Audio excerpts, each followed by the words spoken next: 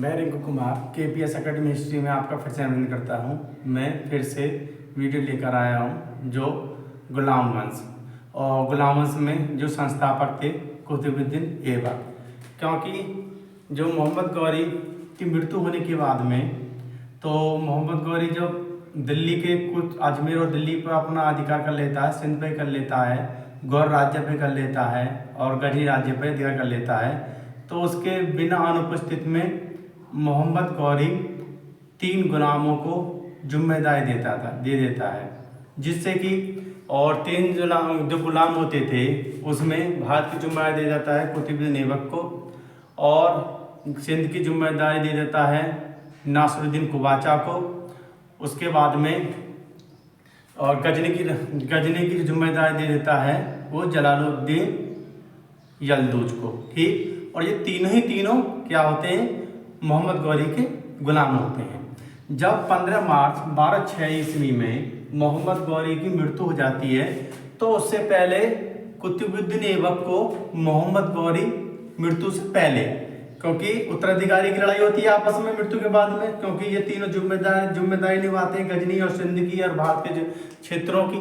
तो ये सोचते हैं कि हम ही उन्हें उसके मरने के बाद में, मोहम्मद गौरी के मरने के बाद में हम ही इसके अधिकारी हैं, मतलब उत्तराधिकारी हैं। तो इसमें क्या होता है कि जब मोहम्मद गौरी मृत्यु से पहले कुतुबुद्दीन ऐबक को प्रतिनिधि चुन देता है। किसका?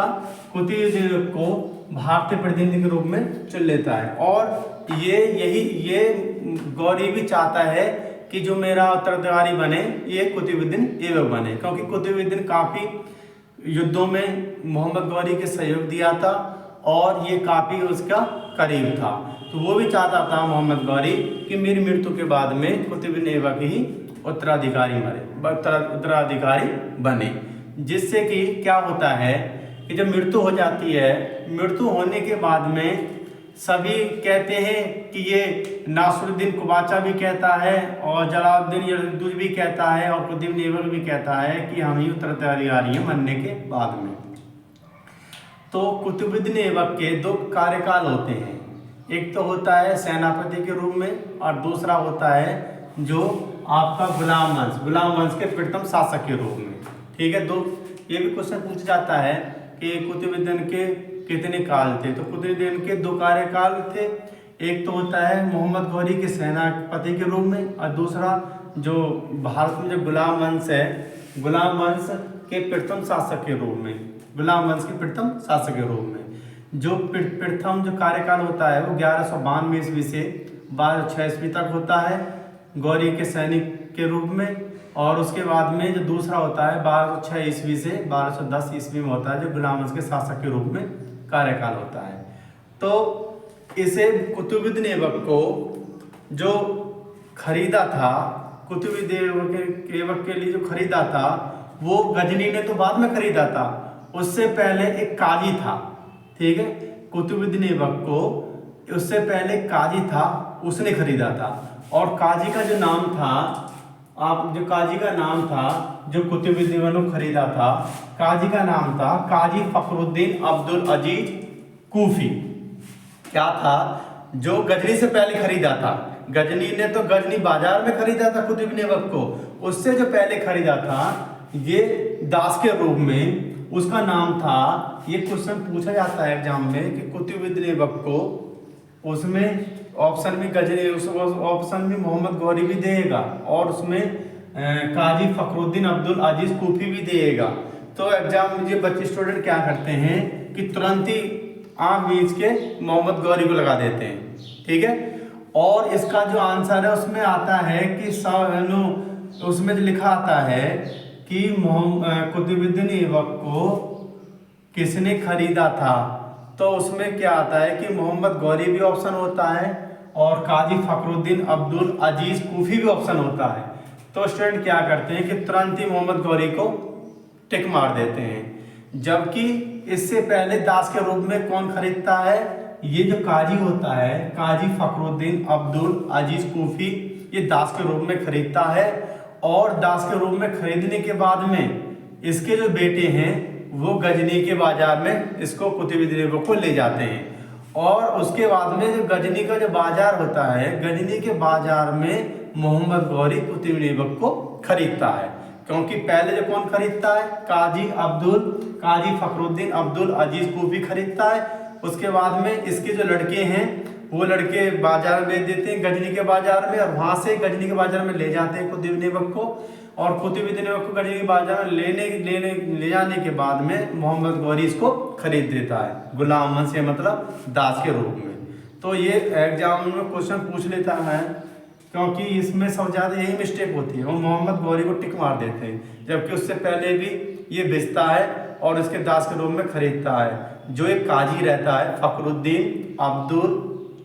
फखरुद्दीन अब्दुल अजीज कूफी, दास के रूप में या गुलाम के रूप में खरीदता है।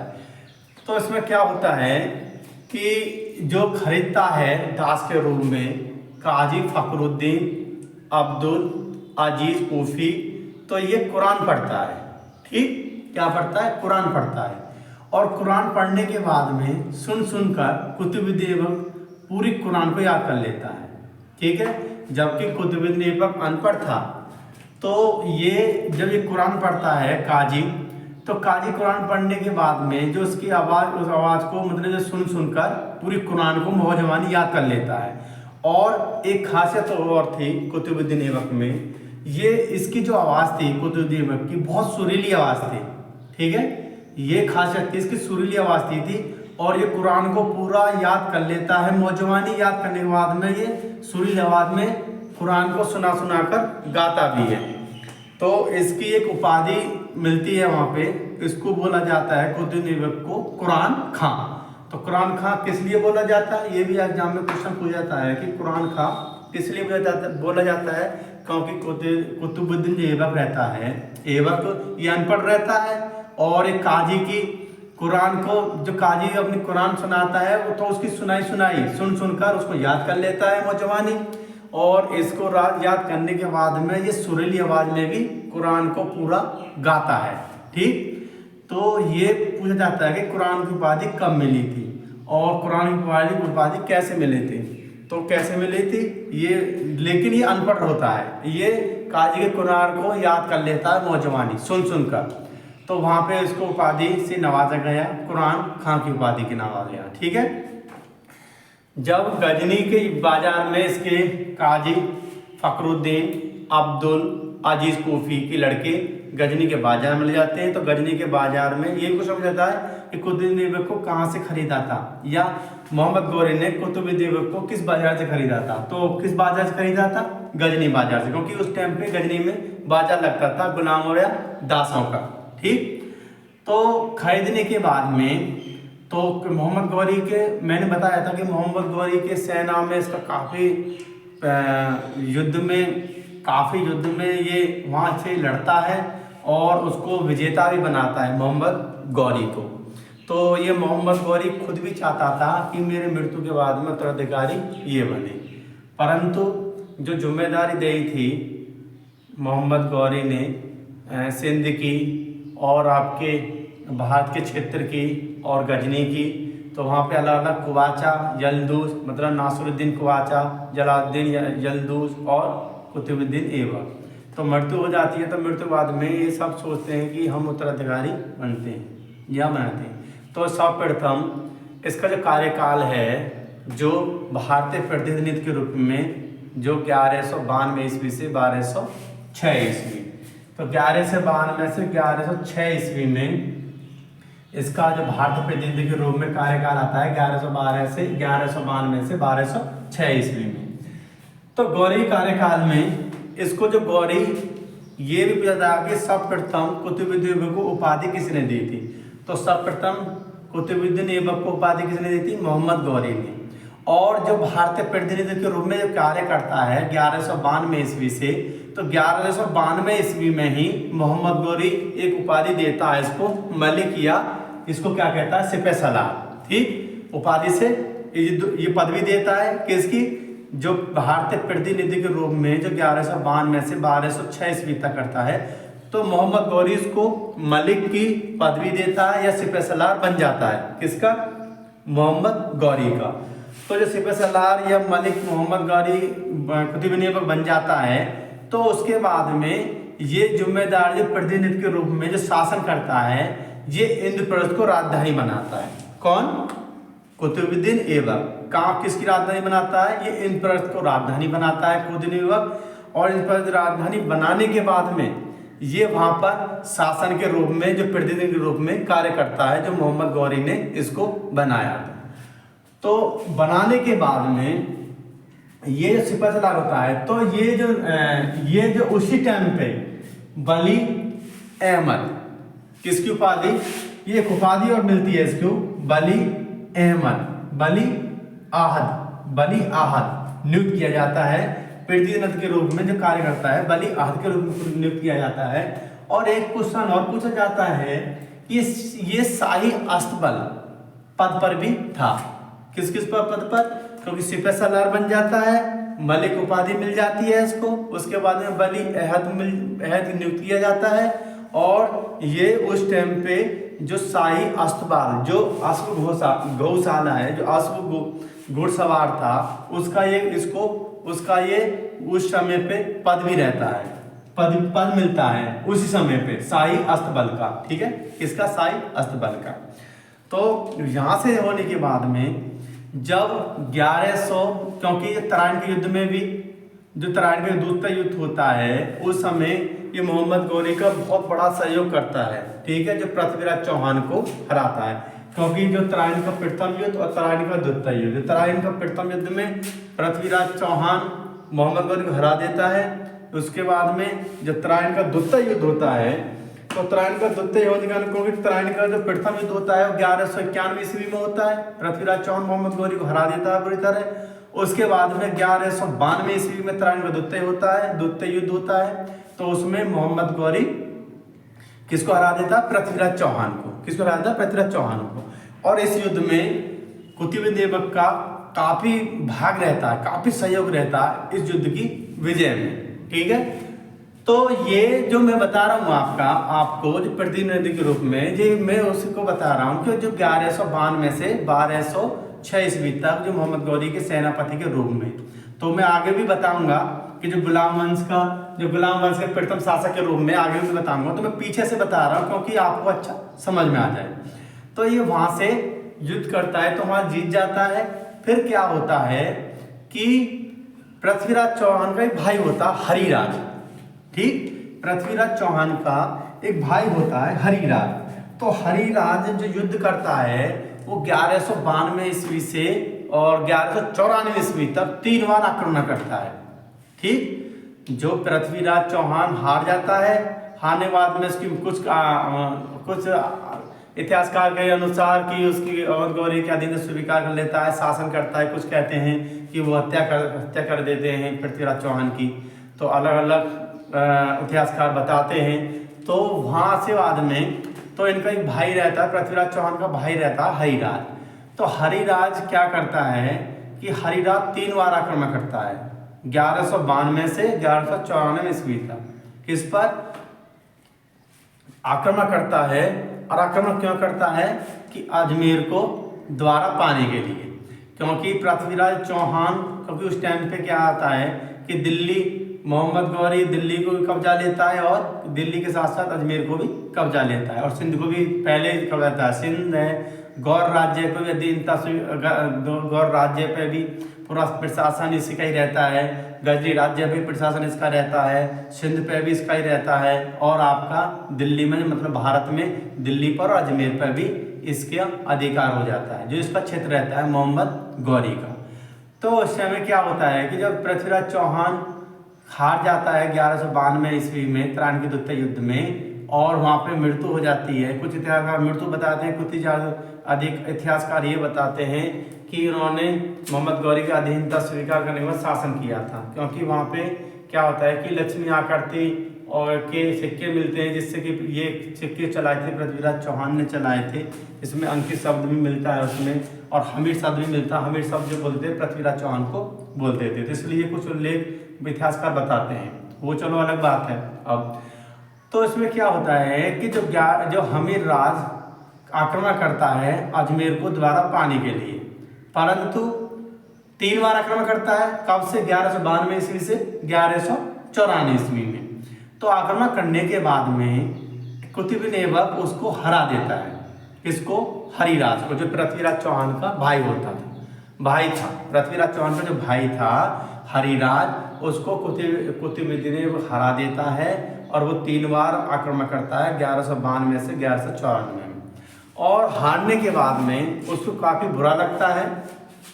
जब वो हार जाता है, हारने के बाद में उसको काफ़ी बुरा लगता है और वो अपमान महसूस करते हुए वो आत्मदाह, मतलब ये भी आत्महत्या कर लेता है अग्नि में कूद के। जैसे जयपाल अग्नि में कूद के आत्महत्या कर लेता है, उसी प्रकार ये भी आत्मदाह कर लेता है, मतलब आग में कूद कर। उसके बाद में जो कुतुबुद्दीन का जो अभियान होता है दूसरा, वो चंदावर के युद्ध में, ठीक है, जो 1194 ईस्वी में युद्ध होता है। कौन सा? चंदावर के युद्ध में।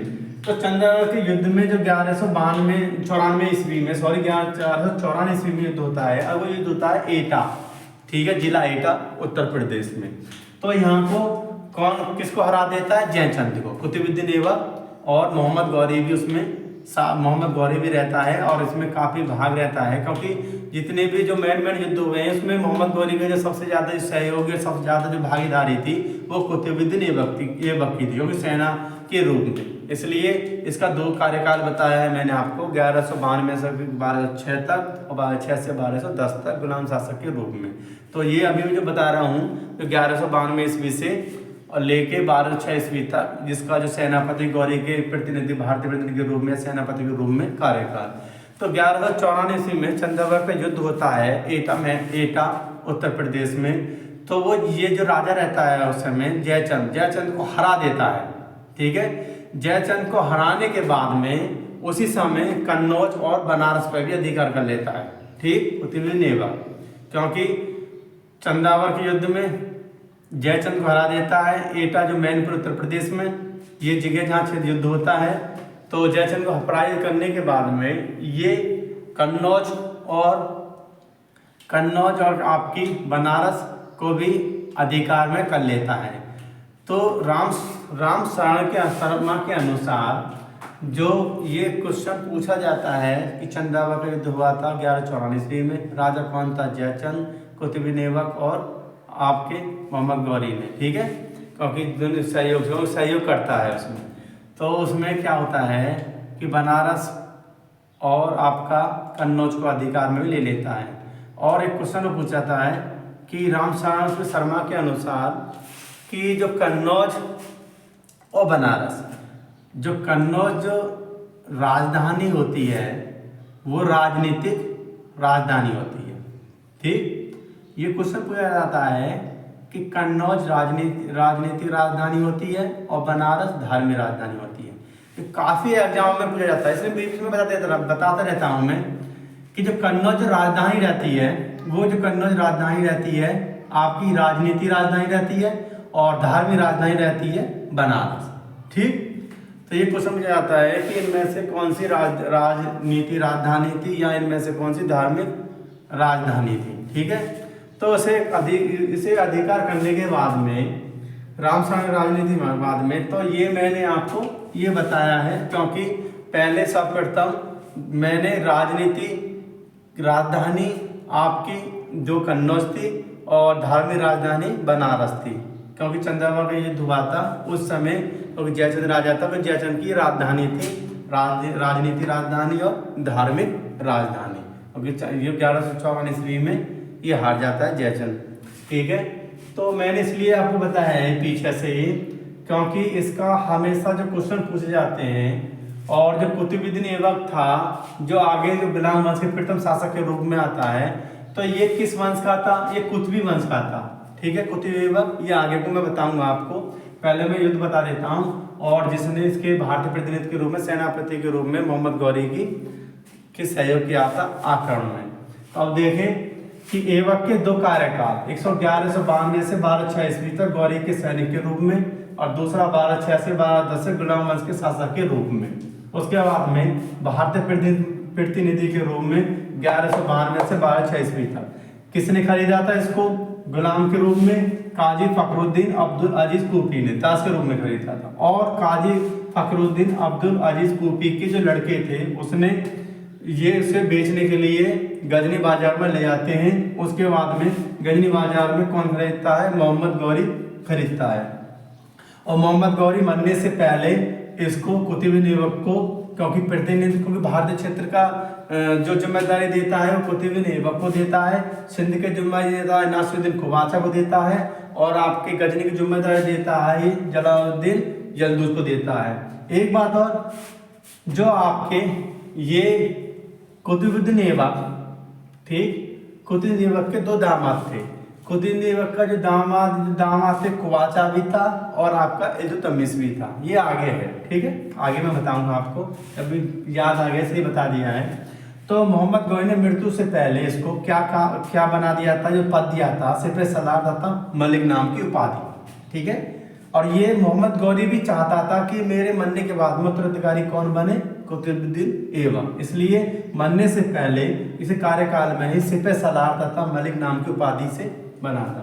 उसके बाद में क्या होता है, जब ये भारतीय प्रतिनिधि के रूप में कार्य करने लगता है तो ये ऐबक इन परिषद को राजधानी बनाकर भारतीय प्रतिनिधि के रूप में शासन वहां से प्रारंभ कर देता है। कहां से?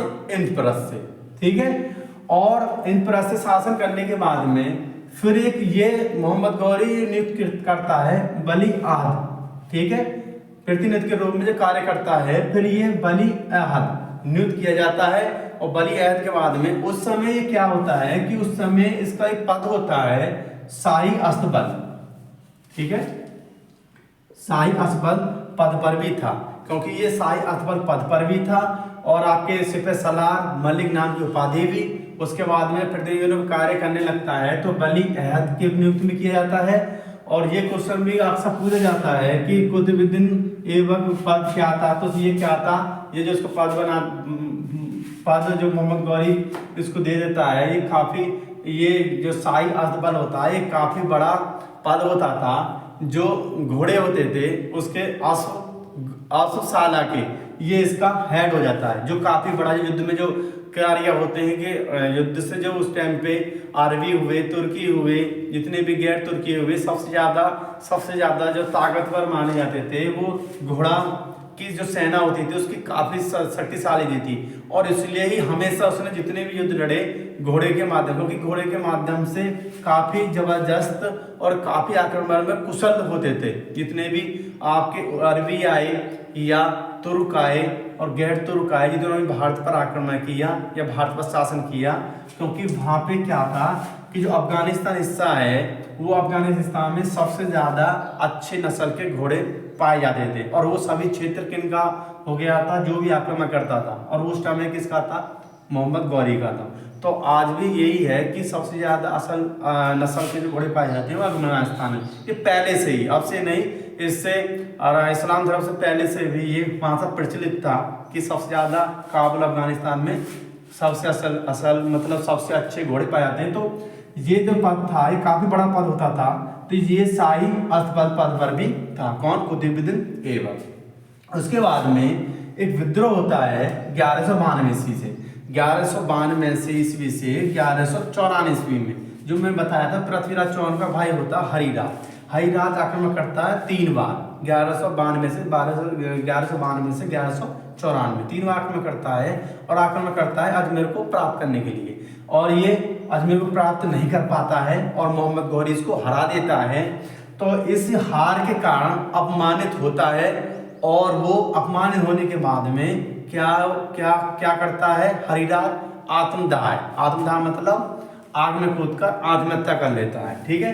फिर उसके बाद में फिर दमन किसका करता है? विद्रोह कौन करता है? हरिराज। तो ये दमन इसको बंद कर देता है, मतलब दमन को रोक देता है। कौन? कुतुबुद्दीन ऐबक।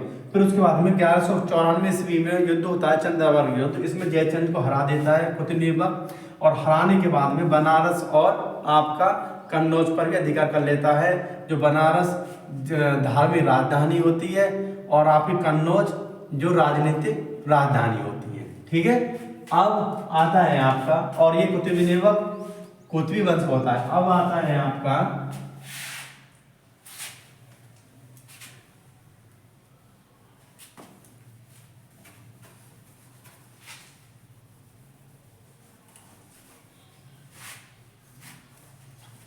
अब आता है आपका कौन 1192 और युद्ध इसने काफी पहले चले थे 1191 में भी 1192 में भी, क्योंकि तराइन का प्रथम युद्ध भी तराइन का द्वितीय युद्ध, क्योंकि तराइन का प्रथम 1191 में, तराइन का द्वितीय 1192 उसके बाद में वो मृत्यु होने के बाद में अब इस आता है आपको बताया था 1192 में आपका हरिराज रुद्रा चौहान का विद्रोह उसने किया था, 3 वाक्य में किया था, उसको दमन किया, उसको रोका। उसके बाद में 1194 में चंदावत का युद्ध हुआ था, उसमें जयचंद को हराया था और जयचंद को हराने के बाद में कन्नौज और बनारस पर अधिकार कर लिया था। जो राजनीति राजधानी थी उसकी कन्नौज थी और आपकी धार्मिक राजधानी थी बनारस। उसके बाद में ये 1195 ईस्वी में एक कोल विद्रोह होता है अलीगढ़ में, एवं 1195 ईस्वी में 1195 ईस्वी में 1195 ईस्वी में कोल विद्रोह होता है कहां पर? अलीगढ़ में। 95 ईस्वी में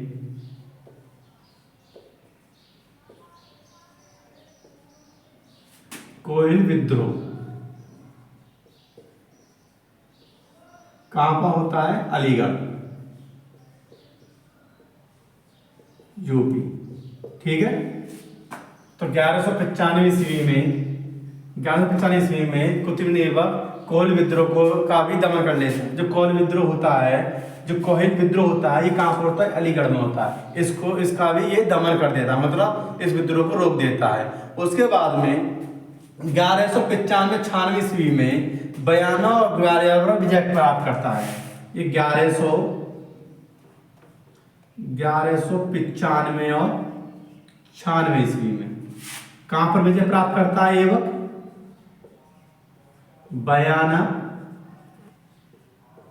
एवं ग्वालियर, ठीक है, पर विजय प्राप्त। और जो मैं बता रहा हूं ये गौरी मोहम्मद गौरी के सेनापति के रूप में, जो भारतीय प्रतिनिधि के रूप में अभी कार्य बता रहा हूं मैं। उसके बाद में जो गुलाम वंश के प्रथम शासक के रूप में आएगा उसको मैं अभी इसी वीडियो में बताऊंगा। तो 1195 में कोल विद्रोह का दमन करता है,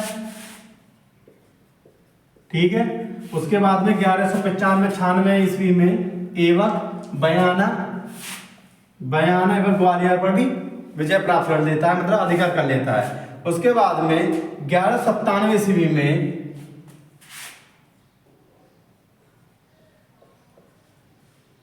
ईस्वी में एक राजपुताना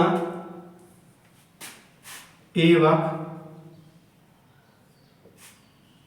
चालुक्य मतलब सोलंकी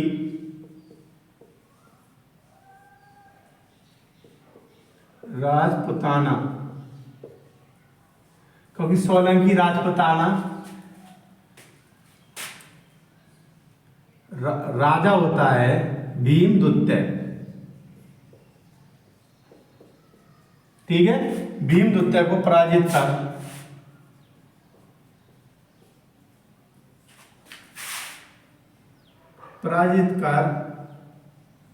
गुजरात पर विजय प्राप्त कर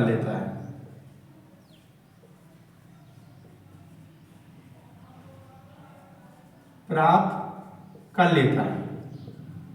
ठीक है, क्योंकि 1195 में कोल विद्रोह को दमन करता है जो अलीगढ़ में होता है। 1195-96 में बयाना एवं ग्वालियर पर अधिकार कर लेता है कुतुब ऐबक। और 1197 ईस्वी में चालुक्य सोलंकी राजपुतान राजा भीमद्वितीय को पराजित कर गुजरात पर भी अधिकार कर लेता है कुतुब ऐबक। और ये सभी सैन्य जो कार्य कर रहा है ये किसके अधीन कर रहा है? मोहम्मद गौरी के, जो भारतीय प्रतिनिधि के रूप में कार्य कर रहा है। और क्योंकि कार्यकाल 2 थे, 1192 से 1276 और 12 जो गुलाम वंश के प्रथम शासक के रूप में 1206 से 1210 तक। उसके बाद में 1197 के बाद में 1197 में तो 1202 से 1203 में 1202 से 1203 ईस्वी में ये साधारण तुर्क होता है एक गौरी का,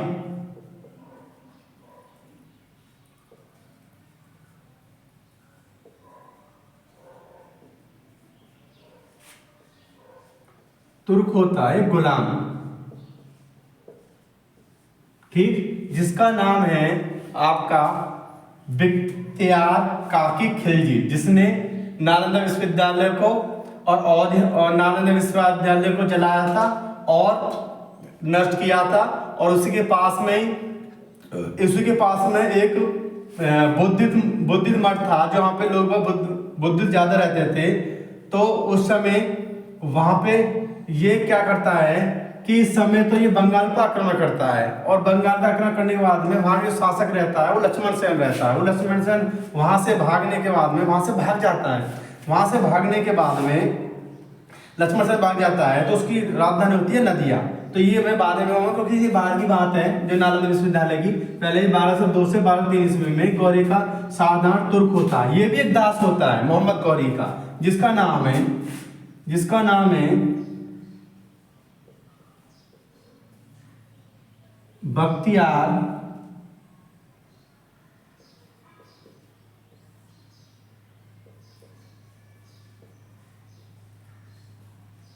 खिलजी काकी। ठीक है, बख्तियार खिलजी काकी ये क्या करता है, ये बंगाल पर आक्रमण कर देता है। किस पर? बंगाल पर आक्रमण, बंगाल पर आक्रमण करता है। और बंगाल का जो उस टाइम पे जो शासक रहता है, तत्कालीन शासक रहता है, बंगाल में तत्कालीन शासक रहता है, वो रहता है लक्ष्मण सेन। लक्ष्मण सेन कौन रहता है? जब ये क्या होता है, ये बख्तियार खिलजी काकी भी मोहम्मद गौरी का एक साधारण तुर्क गुलाम होता है। तो ये बंगाल पर आक्रमण करता है। तो बंगाल का आक्रमण करने के बाद में जो वहां का जो बंगाल का शासक था वो लक्ष्मण सेन था। लक्ष्मण सेन इसके आक्रमण या भय के कारण वहां से भाग जाता है। किसको? और उसकी जो राजधानी थी लक्ष्मण सेन की, वो राजधानी थी नदिया।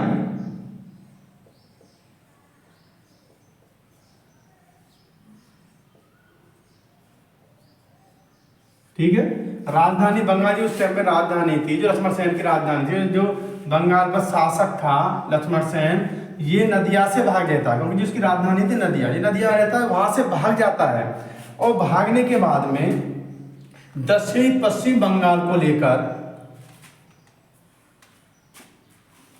भागने के बाद में क्या करता है, उत्तरी बंगाल की ओर भागता। अरे भागता किधर है? उत्तरी बंगाल की तरफ, उत्तरी बंगाल की तरफ भागता है। कौन? लक्ष्मण सेन।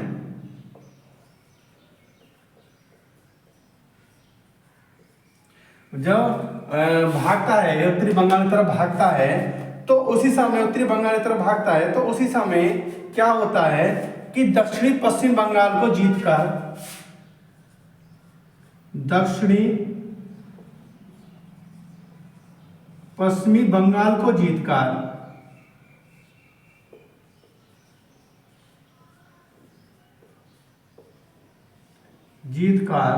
बंगाल राजधानी कहाँ किसको बना देता? लखनऊ को।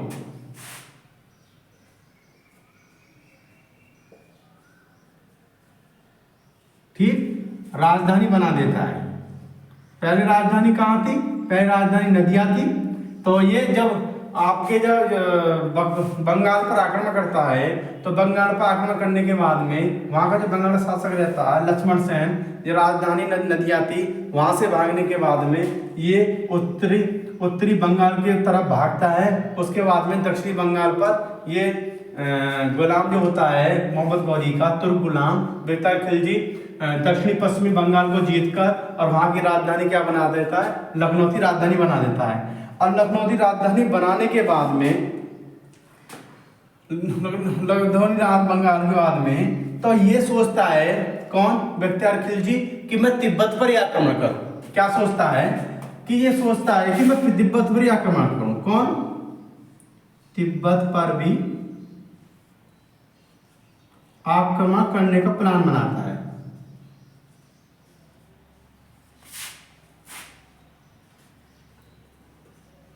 ठीक, क्या सोचता है कि मैं तिब्बत पर भी आक्रमण करने का प्लान बनाता है, तो उस समय जो उसका, लेकिन एक था एक इसका, जब ये प्लान बनाता है कि मैं तिब्बत भी आक्रमण करता हूं, तो इसी समय में लखनौती में एक विद्रोह होता है। और किस विद्रोह के जो विद्रोह होता है, तो विद्रोह किसके नेतृत्व में होता है? एक वहां राजा या एक सेनापति या वहां के सर्कल का जो क्षेत्र का जो रहता है वो काफी शक्तिशाली रहता है, तो ये एक विद्रोह होता है। और वो विद्रोह का जो नेतृत्व करता है उसका नाम होता है अली मर्दान खिलजी।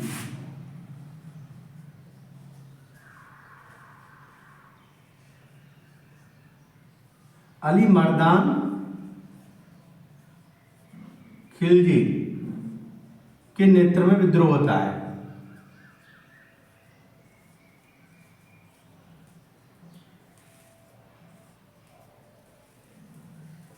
ठीक है, क्योंकि ये दक्षिणी पश्चिम बंगाल को जीत लेता है और जीतने के बाद में लखनऊ वहां की राजधानी बना देता है।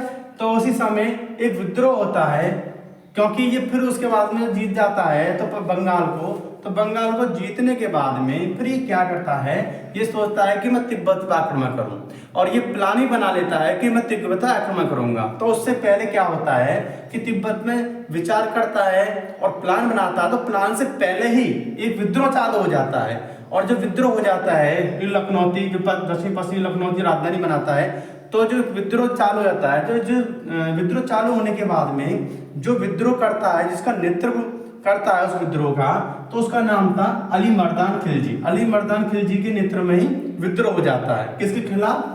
जो गुलाम था मोहम्मद गौरी का साधारण गुलाम था बख्तियार खिलजी काकी नाम से। जब विद्रोह हो जाता है, तो विद्रोह होने के बाद में ये फिर तिब्बत पर आक्रमण करने का प्लान है, क्योंकि उससे पहले तो अली मर्दान खिलजी के नेतृत्व में विद्रोह हो जाता है। तो विद्रोह को शांत करने के लिए तो ये फिर यहाँ सोचता नहीं है, जो तिब्बत पर आक्रमण करने के लिए सोचता है। और क्या करता है कि उस टाइम पे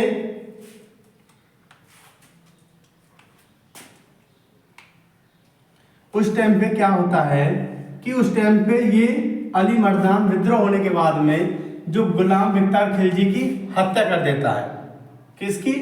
गुलाम बख्तियार खिलजी की हत्या कर देता है। और हत्या करने के बाद में वो स्वयं को बंगाल का शासक घोषित कर देता है।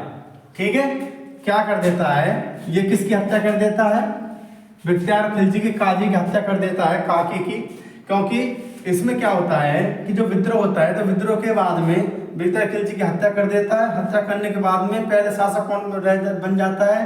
बख्तियार खिलजी काकी बन जाता है, क्योंकि ये बंगाल पर आक्रमण करने का, पश्चिम बंगाल को जीत कर और बंगाल आक्रमण करने के बाद में वहाँ पर इसका शासन हो जाता है। शासन के बाद में ये पहले राजधानी रहती है नदिया राजधानी रहने के बाद में राजधानी जो नदिया रहती है, नदिया के बाद में ये कहाँ की राजधानी बनाता है? ये राजधानी बनाता है आपकी लखनौती। और लखनौती राजधानी बनाने के बाद में उस जगह उस क्षेत्र में एक विद्रोह हो जाता है। विद्रोह का जो नेतृत्व करता है वो अली मर्दान खिलजी के नेतृत्व में विद्रोह होता है। उसके बाद में विद्रोह होने के बाद में बख्तियार खिलजी इसकी हत्या, मतलब अली मर्दान खिलजी बख्तियार खिलजी की हत्या कर देता है। और हत्या करने के बाद में वहाँ का जो बंगाल का स्वयं शासक कौन बन जाता है? अली मर्दान खिलजी शासक बन जाता है। फिर इसके खिलाफ फिर विद्रोह होने चालू हो जाता है। ठीक है, वहाँ की जनता फिर विद्रोह करने चालू कर देती है अली मर्दान के खिलाफ। तो ये कुतुबुद्दीन ऐबक से सहायता मांगता है। किससे सहायता मांगता है? कुतुबुद्दीन ऐबक से। किससे सहायता मांगता है? कुतुबुद्दीन ऐबक से सहायता मांगता है।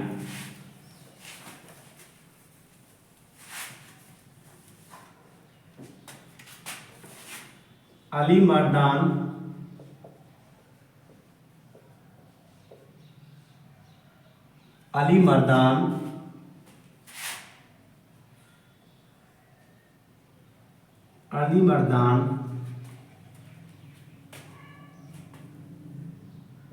खिलजी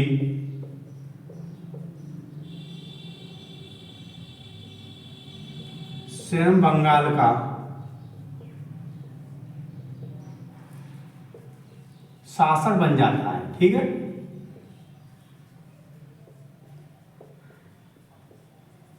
कौन बन जाता है? और यहाँ तक किसकी कर देता है? बख्तियार खिलजी बख्तियार कागी खिलजी की हत्या कर देता है। बख्तियार खिलजी कागी की हत्या कर देता है। हत्या करने के बाद में ये स्वयं ही बंगाल का शासक बन जाता है।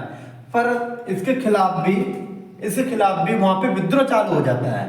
और जब विद्रोह चालू हो जाता है इसके खिलाफ बंगाल में, तो ये बंगाल में इसका विद्रोह चालू होने के बाद में इसके खिलाफ भी विद्रोह चालू हो जाता है। ठीक है, इसके खिलाफ भी विद्रोह होता है। ठीक है, जब इसके खिलाफ भी विद्रोह होता है तो विद्रोह को ये दबा नहीं पाता वहां का।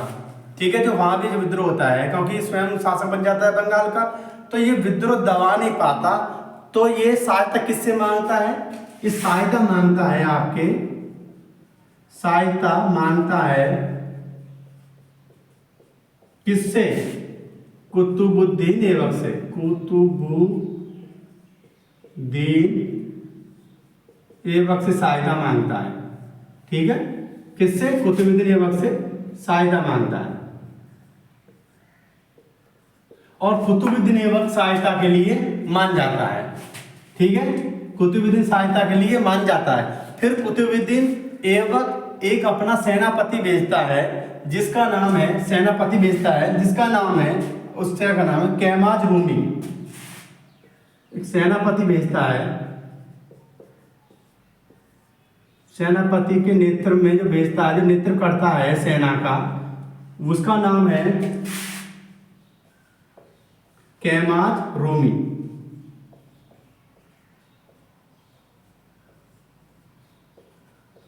ठीक है, क्योंकि सेना भेजता है और सेना का जो नेतृत्व करता है, कौन भेजता है? सहायता कौन मांगता है? अली मर्दान खिलजी सहायता मांगता है उस विद्रोह को दबाने के लिए, जो बंगाल में विद्रोह होता है वहां की जनता के द्वारा।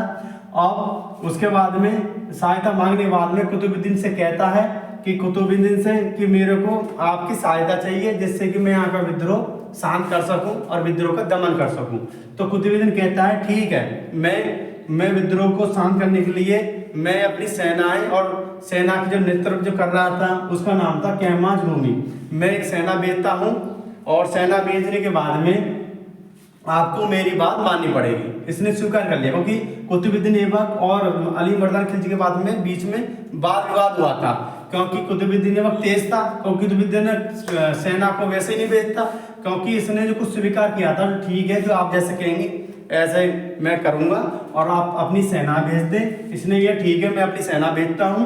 और सेना भेजने के बाद में जो सेनापति जो नेतृत्व कर रहा था, सेना का नेतृत्व कर रहा था, जो कुतुबुद्दीन ऐबक ने भेजा था, उसका नाम था कैमाज रूमी। कैमाज रूमी उस विद्रोह को शांत कर देता है, मतलब दमन कर देता है, उस विद्रोह को रोक लेता है। और उसके बाद में फिर ये कुतुबुद्दीन ऐबक के अधीन में, कौन? ये कुतुबुद्दीन ऐबक के अधीन में अली मर्दान खिलजी शासन करता है। किसके अधीन में? कुतुबुद्दीन ऐबक की अधीनता स्वीकार होगी। जो विद्रोह हुआ था, क्योंकि विद्रोह को शांत करने के लिए अली मर्दान ने काफी कोशिश की थी, पर वहां पे विद्रोह शांत नहीं हुआ था।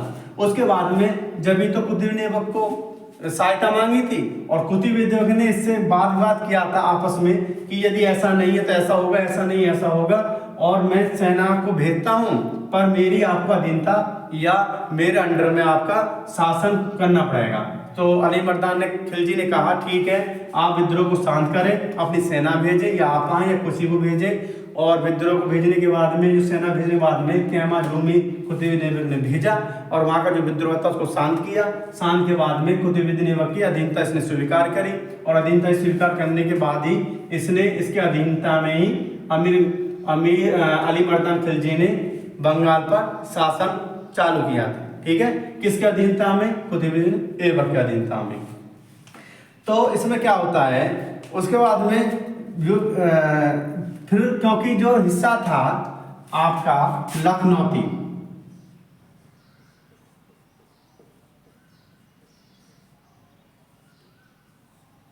लखनौती ऐसी जगह है ये बंगाल की, इसमें शुरू से ही विद्रोह होते हैं। क्योंकि जब आपके काकी ने, जो बख्तियार खिलजी काकी ने आक्रमण किया, जब भी लखनौती में विद्रोह हुआ था, आपके अली मर्दान खिलजी ने आक्रमण किया था बंगाल पर इस जगह पे, जब भी काके में, क्योंकि ये राजधानी कौन बनाता है? काकी राजधानी बना देता है। इसमें काफी दिनों से, उससे पहले भी विद्रोह चालू होते रहते हैं। किस पर? लखनौती में। पहले राजधानी कहाँ थी? नदिया थी, जो लक्ष्मण सेन था, ठीक है। और उसके बाद में फिर राजधानी बन गई लखनऊती। तो लखनऊती पे विद्रोही चालू रहते हैं। इसके बाद में भी जब ये अधीनता स्वीकार करने के बाद में कुतुब मीनार के, फिर भी यहाँ पर विद्रोह होते रहते हैं। कहाँ पे? लखनऊती में। इसलिए इसको लखनऊती को एक क्वेश्चन ये पूछा जाता है, क्वेश्चन जो मैं बता रहा हूँ ये मोस्ट एनसीईआरटी बेस के अनुसार है, मोस्ट बता रहा हूँ। तो यहाँ पे पूछा जाता है कि इस विद्रोह के कारण ही, ठीक है, विद्रोह के कारण ही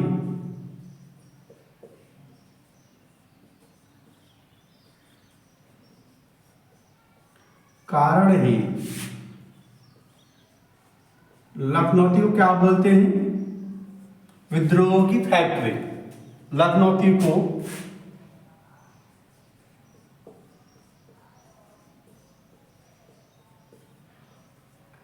विद्रोह की फैक्ट्री कहा गया? फैक्ट्री कहा गया, ठीक है।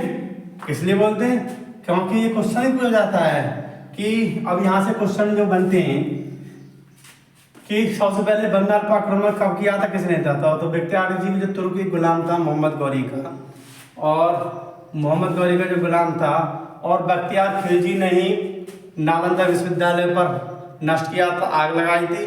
और एक वदनपुर, वहाँ पे एक बौद्धिस्ट का मठ था और वहाँ पे काफ़ी बौद्धिस्ट रहे थे, उसको भी नष्ट किया था। ये भी क्वेश्चन पूछा जाता है कि नालंदा विश्वविद्यालय या वदनपुरी जो जगह थी, जो शहर था, जो राज्य था, उस टाइम पे वहाँ जो बौद्धिस्ट मठ थे उसको किसने जलाकर नष्ट किया था? तो किसने करा था? मोहम्मद गौरी का एक सावधान तुर्क गुलाम था बख्तियार खिलजी काकी के नाम से, उसने उसको नष्ट किया था। और उसके बाद में फिर बंगाल पर भी आक्रमण किया था इसने।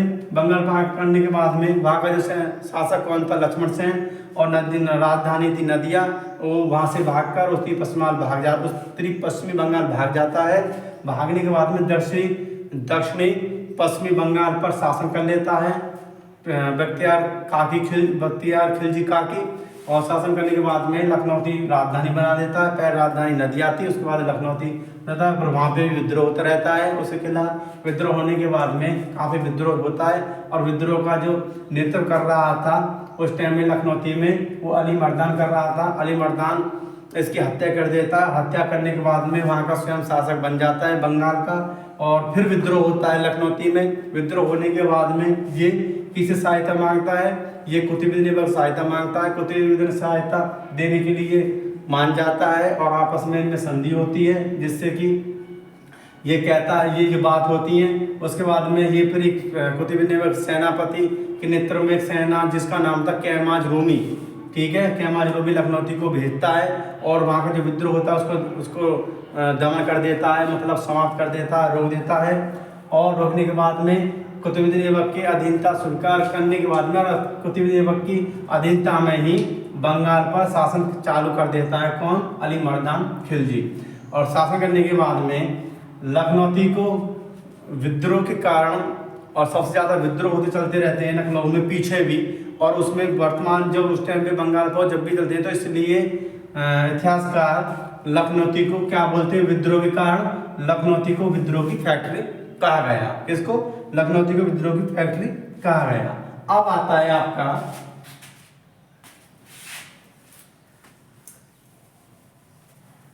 अब स्टार्ट होता है आपका गुलाम वंश के प्रथम शासक के रूप में, ठीक है, गुलाम वंश के प्रथम शासक के रूप में कुतुबुद्दीन ऐबक ने, अब जो ये मैं बताया आपको कि ये क्या था कि भारतीय प्रतिनिधि के रूप में, जो मोहम्मद गौरी में सेना के रूप में, जो 1192 से 1206 ईस्वी था, इसने शासन किया। क्योंकि कुतुबुद्दीन ऐबक के दो शासनकाल थे, एक 1192 से 1206 ईस्वी तक, दूसरा 1206 ईस्वी से 1210 ईस्वी तक।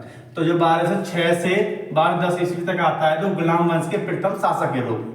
अब ये क्या होता है, ये गुलाम वंश का संस्थापक, ठीक, कौन? कुतुबुद्दीन ऐबक। और गुलाम वंश के प्रथम शासक के रूप में कुतुबुद्दीन ऐबक ने, क्वेश्चन बनता है, पहले क्वेश्चन होता है कि कुतुबुद्दीन ऐबक ने कितने कार्यकाल किए? 2 कार्यकाल किए। एक कौन सा? 1192 से 1206 ईस्वी तक, मोहम्मद गौरी के सेनापति के रूप में, भारतीय प्रतिनिधि के रूप में। दूसरा कार्यकाल 1206 से 1210 ईस्वी में, जो गुलाम वंश के प्रथम शासक के रूप में। ठीक, ये क्वेश्चन पूछ जाते हैं। अब ये मैं क्वेश्चन बनाता हूँ कि गुलाम वंश के प्रथम शासक के रूप में कब कार्यकाल किया था, किसने? कुतुबुद्दीन ऐबक ने। तो कब किया था? 1206 से 1210 ईस्वी में। फिर यह कुतुबुद्दीन ऐबक ने प्रथम कार्यकाल 1192 ईस्वी से 1206 ईस्वी में। फिर उसके बाद में गुलाम वंश के प्रथम शासक के रूप में कौन था? कुतुबुद्दीन ऐबक। सन कौन था? 1206 से 1210 ईस्वी में। और ये किस वंश का था? ये कुतुबी वंश का था। किस वंश का? कुतुबी वंश का था।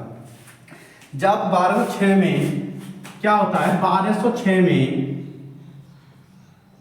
ईस्वी में एक पंजाब में जनजाति होती है। कहां पर? पंजाब में। पंजाब में खोखर,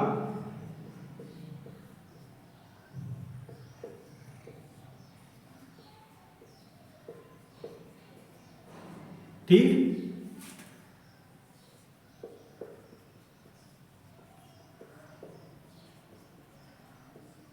ठीक है।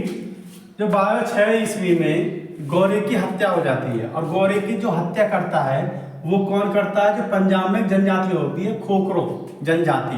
खोखरो जनजाति ही मोहम्मद गौरी की हत्या करती है। ये क्वेश्चन भी पूछा जाता है कि मोहम्मद गौरी की किसने हत्या की? तो किसने हत्या की मोहम्मद गौरी की? खोखर या खोखरो, या खोखर भी हो जाता है, खोखर, खोखर, ठीक है, खोखर जनजाति। और ये जनजाति पूछ लेता है कि जो खोखर जनजाति है, मोहम्मद गौरी की जो हत्या करी थी, ये किस जगह थी? ये किस जगह थी? पंजाब। ठीक है, पंजाब में ये खोखर जनजाति पाई जाती है। और कब हत्या होती है? 1206 ईस्वी में हत्या होती है। ठीक है, 1206 ईस्वी में। और इसके बाद में क्या होता है कि जब 1206 ईस्वी में, क्योंकि जो लास्ट वाला युद्ध होता है मोहम्मद गौरी का, इनके खिलाफ ही होता है। जो मोहम्मद गौरी का अंतिम युद्ध भी होता है, क्योंकि मोहम्मद गौरी का जो अंतिम युद्ध होता है वो अंतिम युद्ध किसके खिलाफ होता है? इसी जनजाति के खिलाफ होता है, खोखर जनजाति के खिलाफ होता है। और खोखर जनजाति को मोहम्मद गौरी हराता है। ठीक है, ये भी क्वेश्चन पूछा जाता है कि जो अंतिम युद्ध था मोहम्मद गौरी का, अंतिम युद्ध मोहम्मद गौरी का था जो 1205 से 1206 में, ठीक है, आक्रमण होता है 1205 से या 1206 में, क्योंकि 1206 में इसकी मृत्यु हो जाती है। किसके खिलाफ होता है? किसके खिलाफ होता है ये? चलो लिख देता हूं मैं।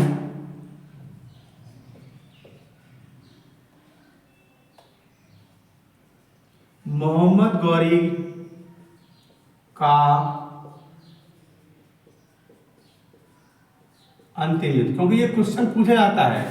ये कब है? 1205 से 1206 ईस्वी। ठीक, क्योंकि 1205 से चालू होता है 1206 में, क्योंकि मार्च में ये इसकी मृत्यु हो जाती है। तो ये किस खोखर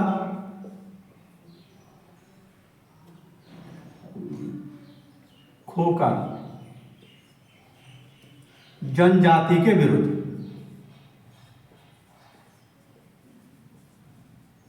किस, ठीक है, मोहम्मद गौरी का अंतिम युद्ध 1205 से 1206 ईस्वी में खोखर जनजाति के विरुद्ध। और मोहम्मद गौरी ये खोखर जनजाति को पराजित कर देता है। ठीक है, ये भी क्वेश्चन है कि ये हार भी जाते हैं, क्योंकि जो खोखर जनजाति है, क्योंकि अंतिम को युद्ध होता है मोहम्मद गौरी का किसके खिलाफ? खोखर जनजाति के खिलाफ। और ये हार भी जाते हैं खोखर जनजाति। उसके बावजूद भी क्या होता है? उसके बाद भी क्या होता है? 15 मार्च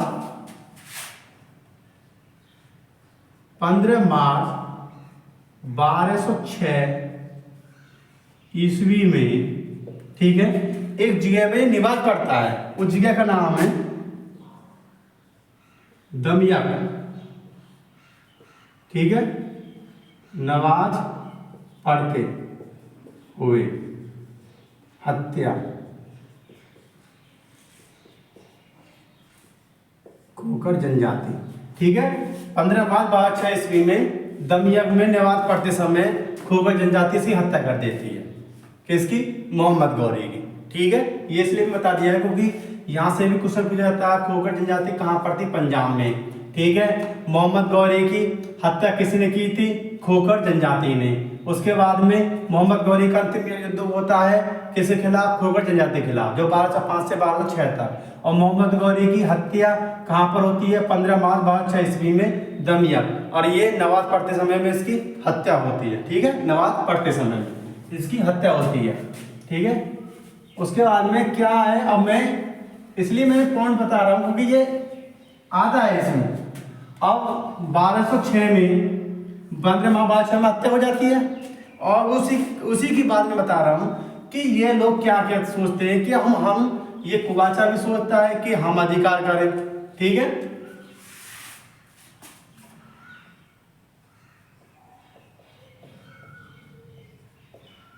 नासरुद्दीन कुबाचा, उसके बाद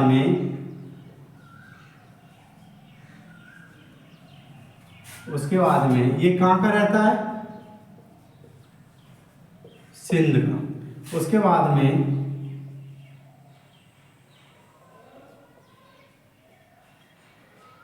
जलालुद्दीन यलदूज, ठीक, ये गजनी। उसके बाद में 3 एवक, ये आपका भारत। ठीक है, और ये तीनों क्या होते हैं? गुलाम। किसके? गौरी के। क्या होते हैं? जो नासरुद्दीन कुबाचा, ये सिंध की जिम्मेदारी देता है कौन? गौरी। उसके बाद जलालुद्दीन यलदूज, ये कहाँ की जिम्मेदारी देता है? गजनी की जिम्मेदारी कौन देता है? गौरी। और एवक भारत की जिम्मेदारी कौन देता है? गौरी। ये गौरी के अनुपस्थित में ये जिम्मेदारी सौंपते हैं। अब जब 15 मार्च 1206 ईस्वी में मोहम्मद गौरी की मृत्यु हो जाती है, होने के बाद में, और कौन मृत्यु करता है? मैंने बताया खोखर जनजाति। ठीक, जनजाति, क्योंकि ये मोहम्मद गौरी का भी अंतिम आक्रमण 1205 से 1206 में खोखर जनता के विरुद्ध होता है।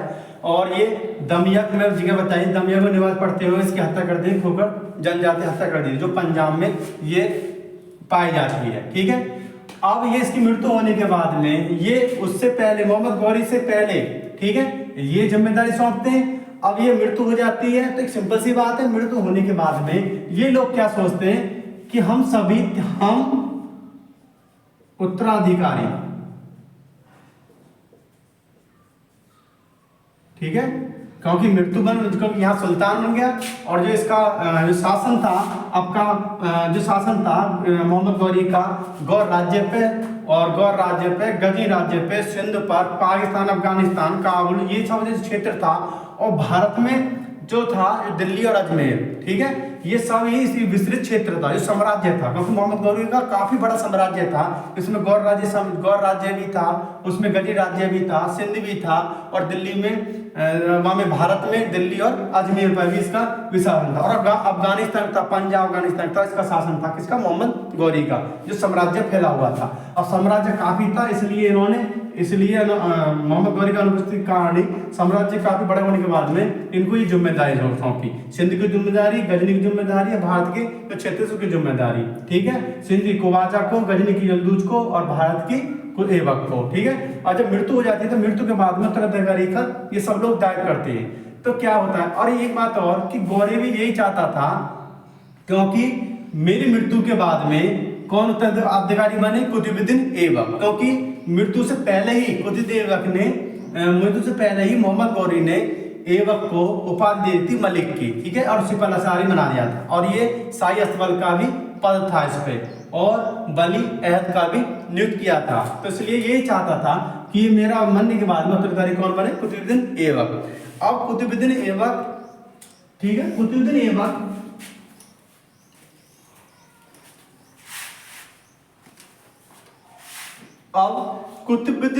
क्या करता है? कुतुबुद्दीन ऐबक 24 जून 1206 ईस्वी, कुतुबुद्दीन ऐबक 24 जून 1206 1206 ईस्वी में। कुतुब ऐबक 24 जून 1206 ईस्वी में, ठीक है। कुतुब ऐबक 24 जून 1206 ईस्वी में,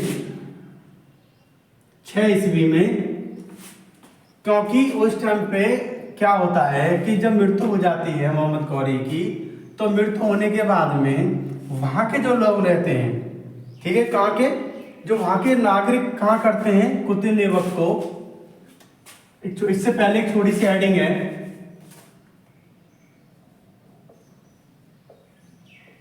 ऐबक को लाहौर के लोग, ऐबक को लाहौर के लोग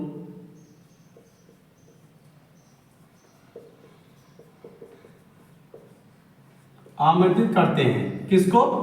ऐबक को। क्योंकि मृत्यु होने के बाद में, क्योंकि ऐबक गौरी मृत्यु जाती है, तो जो लाहौर के लोग हैं कुतुब ऐबक को लाहौर में आमंत्रित करते हैं कि आप यहाँ पे आए। और आमंत्रित करने के बाद में फिर क्या होता है, ऐबक को वो लोग जो सभी ऐबक को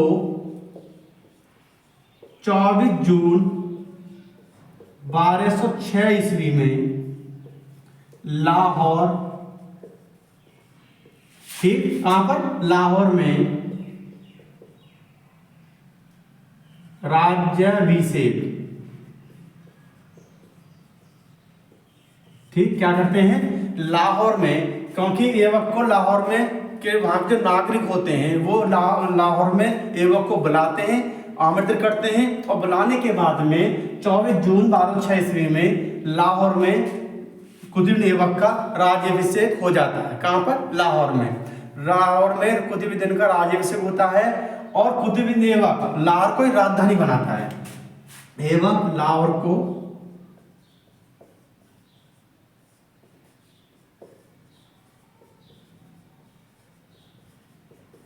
कहां बनाता है? राजधानी, ठीक, लाहौर को राजधानी बनाता है ऐबक, क्योंकि इसका जो राजा जिसका जो गद्दी पर बैठता है ये लाहौर में बैठता है और लाहौर में इसका राज्याभिषेक होता है। वहाँ के नागरिक जो लाहौर में इसलिए बुलाते हैं क्योंकि उनको पता है, क्योंकि इसका जो आचार विचार है और आचार विचार बाद में तो ये क्या है कि आचार विचार और इसकी दानशीलता, इसके दानशीलता के कारण इसको कई उपाधि से नवाजा जाता है। जैसे मैं आपको बताया कि इसने कुरान याद कर ली थी मौजवानी, और कुरान जो काजी आपके थे, जो काजी फखरुद्दीन अब्दुल अजीज जो काजी थे जिसने इसको खरीदा था, तो उसकी जो काजी जब गाते थे कुरान को, तो ये कुरान को याद कर लिया था। और ये एक खास हत्या की कुरान को सुरीली आवाज में गाता था, इसलिए वहाँ पे इसकी कुरान की उपाधि से, कुरान खां की उपाधि से नवाजा गया। किसकी उपाधि से? कुरान खां की से। और ये दान करता था, तो ये दान करने के बाद में लाख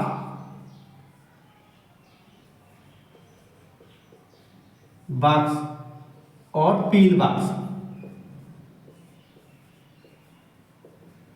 ठीक है। और उसके बाद में कुरान खां, ये सब किसकी उपाधि है? कुतुब ऐबक की। लाख बक्स, लाखों का ध्यान करने वाला, पील बक्स, ठीक, लाख बक्स, पील बक्स और कुरान खां। और कुरान को याद करके मौजवानी सुनाता था, क्योंकि ये कुतुब ऐबक अनपढ़ था। किस वंश का था? कुतुबी वंश का, ठीक है। ये उपाधि है, या पूछा जाता है क्वेश्चन में लाख वंश किसको कहते हैं, तो कुतुब ऐबक को। पील वंश किसे कहते हैं? कुतुब ऐबक को। और आपके कुरान खां किसको बोलते हैं, या उपाधि आती है, जैसे लाख वंश की उपाधि किसकी है? कुतुब ऐबक की। और पील वंश की उपाधि किसकी है? कुतुब ऐबक की। आपके कुरान खां की उपाधि किसकी है? कुतुब ऐबक की। और मोहम्मद गौरी ने उससे पहले, अपने मृत्यु से पहले कुतुब ऐबक को किसकी उपाधि दी थी? मलिक की या सिपह सलार की उपाधि। उस समय ये क्या था? ये शाही अस्तबल का पद नियुक्त था, और जिसने प्रतिनिधि, भारतीय प्रतिनिधि जिम्मेदारी कार्य के रूप में कार्य चालू करे, तो वली अहद के नाम से इसको नियुक्त किया गया, ठीक है। ये उपाधि थी। उसके बाद में क्या होता है? 24 जून 1206 में लाहौर में राज्याभिषेक हो जाता है इसका, और लाहौर को ही राजधानी बनाता है। एक बात और, लाहौर को राजधानी बनाता है, ये कभी भी दिल्ली को राजधानी नहीं बनाता, ठीक। ये क्वेश्चन पूछा जाता है ये लाहौर की राजधानी बनाता है और अपना जितना प्रशासन और शासन जो करता है ये लाहौर से ही करता है। ठीक, ये दिल्ली को राजधानी नहीं बनाता और ये सुल्तान जो पद था, जो सुल्तानी पदवी भी ये नहीं लेता है। ठीक है, ये क्वेश्चन पूछता है इसने सुल्तान की उपाधि भी धारण नहीं की थी। ठीक है, कभी दिल्ली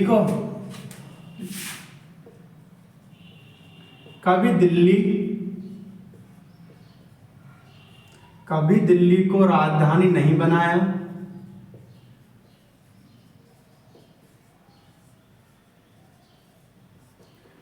बनाया, तथा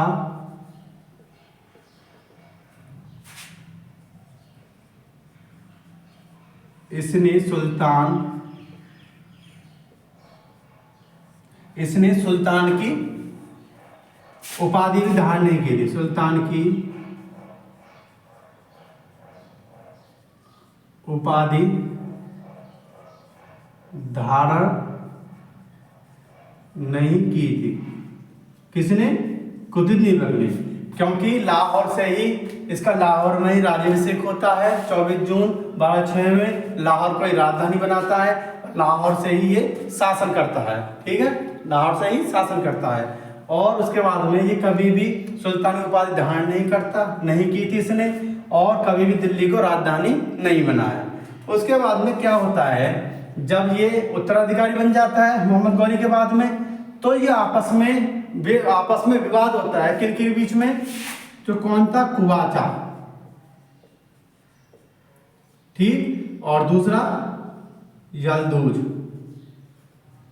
ठीक है, क्योंकि कुवाचा सिंध का जिम्मेदारी होती है उस समय और यलदूज की जिम्मेदारी है गजनी पर। जब ये उत्तराधिकारी बन जाता है और ये शासन करना चालू होता है, तो सिंपल सी बात है कि इन तीनों में तीनों ही गुलाम होते हैं। कुतुबुद्दीन ऐबक गुलाम होता है, कुवाचा भी गुलाम होता है, यहाँ पे यलदूज भी गुलाम होता है, नासिरुद्दीन कुवाचा और जलालुद्दीन यलदूज ये भी गुलाम होता है, तीनों गुलाम होते हैं। और जब किसी एक गुलाम को उत्तराधिकारी बना लेती है आम जनता या नागरिक या वहाँ के शासक या अमीर या वहाँ के सेनापति जिसके भी सहयोग से, तो विवाद तो 100% होगा, क्योंकि तीनों ही गुलाम थे। और मोहम्मद गौरी भी चाहता था कि ये उत्तराधिकारी मेरा कुतुबुद्दीन ऐबक ही बने। अब बनने के बाद में, क्योंकि कुवाचा भी शक्तिशाली था, यलदूज भी शक्तिशाली था और उसके बाद में कुतुबुद्दीन ऐबक शक्तिशाली था, तो विवाद तो सिंपल सा होता है।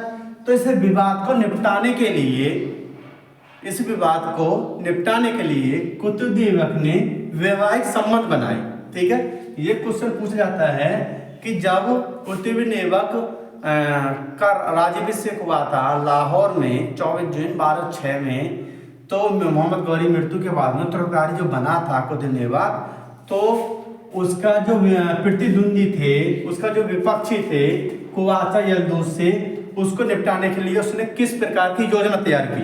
तो योजना क्या तैयार की, इसने सोचा कि वैवाहिक संबंध बनाया जाए, वैवाहिक संबंध बनाने के बाद में मैं इनको अपनी तरफ कर लूँगा। तो यलदूज और कुवाचा, ठीक, यलदूज और कुवाचा की जो शादी करवाई थी, कुवाचा के साथ में अपनी बहन की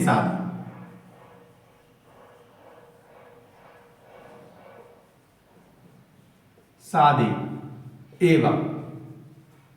ठीक, क्योंकि इसने क्या कारण था, वैवाहिक, इसका मेन पॉइंट था वैवाहिक संबंध।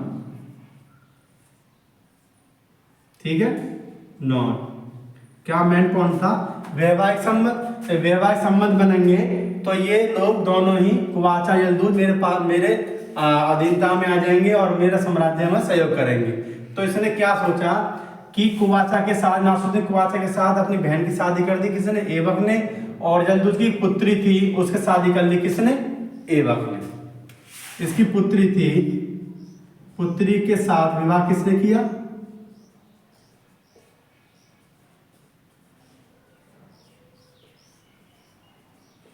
ऐबक ने।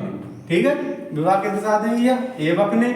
और कुवाचा के जो शादी, जो विवाह संबंध बनाने थे इसको विवाह, ये इसकी राजनीति बहुत अच्छी राजनीति, क्योंकि जब विवाह संबंध बनेंगे तो विवाह संबंध बनने के बाद में थोड़ा सा में किसी भी कोई भी ऐसा एग्जाम्पल बताऊं मैं यदि किसी का कोई आंदोलन हो जाता है या किसी का तुम्हारे पक्ष हो जाता है, या तो उसको मतलब दिल मतलब हार्ड या कुछ भी मान लो, या तो उसके खिलाफ सहानुभूति देना चाहिए या उसका किसी चीज़ में सहयोग करना चाहिए जिससे वो दुश्मनी मतलब किसी भी प्रकार दुश्मनी को हटाना।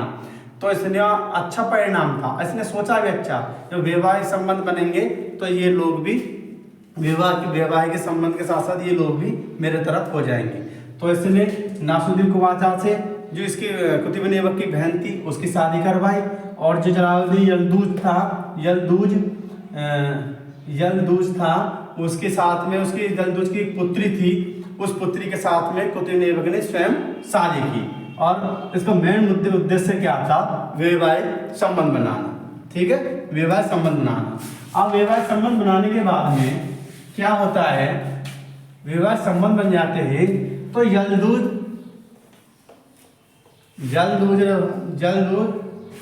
वैवाहिक संबंध बनने के बाद में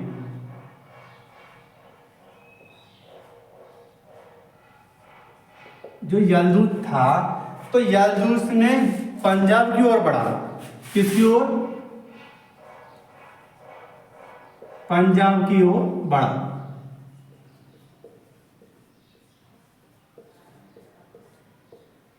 कहां पर? पंजाब की ओर बढ़ा। अब पंजाब की ओर बढ़कर इसने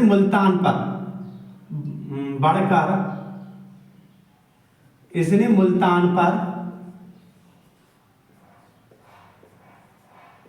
ठीक है, जब पंजाब की ओर बढ़ा तो ये पंजाब की ओर बढ़ने के बाद में इसने मुल्तान पर अधिकार करने का प्रयास किया। किस पर? मुल्तान पर अधिकार करने का प्रयास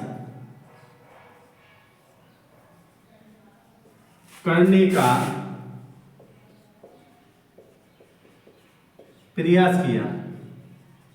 ठीक है, किसने? यल्दूज ने। पंजाब की ओर बढ़कर इसने मुल्तान के अधिकार करने का प्रयास किया। किस पर? मुल्तान पर। उसके बाद में कुतुबुद्दीन ऐबक ने 1208 ईस्वी में ऐबक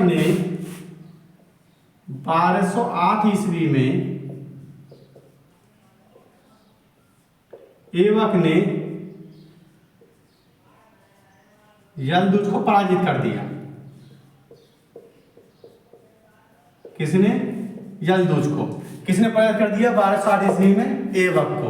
और क्योंकि यल्दूज भी काफी शक्तिशाली था, और शक्तिशाली होने के बाद में कि यल्दूज क्योंकि पंजाब की ओर, क्योंकि इसका जो गजनी का जिम्मेदारी कर रहा था, तो गजनी पंजाब, गजनी सिंध, मुल्तान ये सब सरकार एक ज्यादा क्षेत्रीय आसपास करते, तो इसने पंजाब की ओर बढ़कर मुल्तान पर अधिकार करने का प्रयास किया। कुतुब बिन ऐबक को पता पड़ा कि मुल्तान पर अधिकार करने वाला है, तो 1260 ईस्वी में यल्दूज को पराजित करा उस जगह पर, और पराजित करने के बाद में गजनी पर भी आक्रमण कर दिया।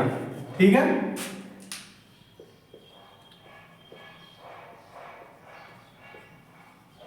आक्रमण कर दिया। किसने? कुतुबुद्दीन ऐबक ने। क्योंकि पंजाब की ओर बढ़कर उसने मुल्तान पर प्रयास किया। उसके बाद में जब कुतुब बिन ऐबक को पता पड़ा कि मुल्तान पर अधिकार करने वाला है, आक्रमण करने वाला है पंजाब की ओर बढ़कर, तो इसने यल्दूज को पराजित करने के बाद में यहाँ पर इसने गजनी पर भी आक्रमण कर दिया। किसने? कुतुबुद्दीन ऐबक ने।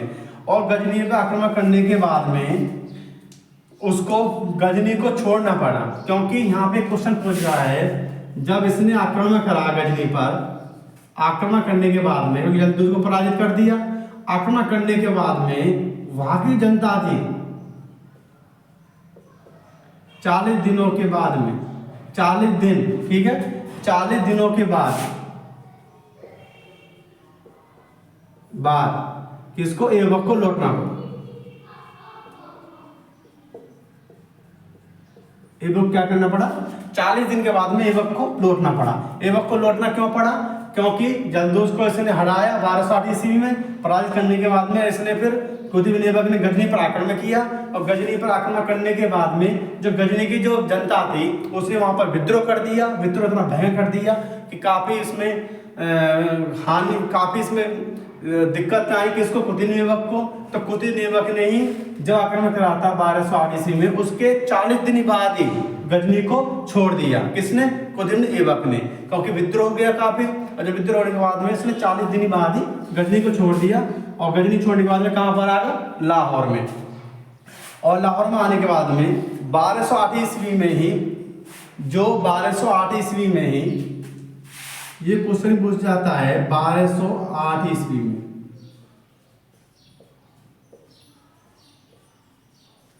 ही मोहम्मद गौरी के उत्तराधिकारी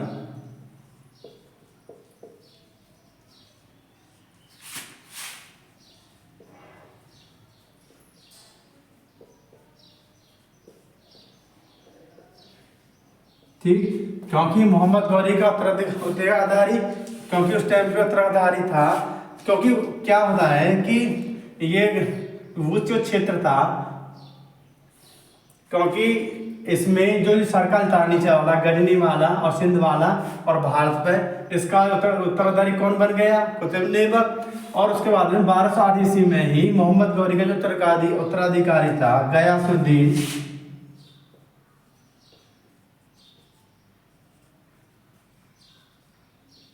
गयासुद्दीन ने ऐबक को दास्ता से मुक्त कर दिया।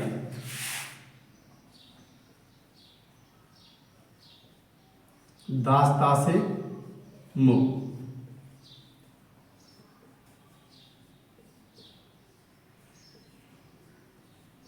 ठीक, ये क्वेश्चन पूछता है कि कुतुब ऐबक को दास्ता से मुक्त कब किया, या किसने करवाया, या किस सन में किया। तो यहाँ पे क्वेश्चन काफी बनते हैं कि दास्ता से मुक्त जो किया था ये 1208 ईस्वी में किसके? मोहम्मद गौरी का जो उत्तराधिकारी था गयासुद्दीन कहने पर मोहम्मद गौरी ने दास्ता से मुक्त किया। किसको? कुतुब ऐबक को। किस सन में? 1208 में। और एक बात और, 1205 ईस्वी में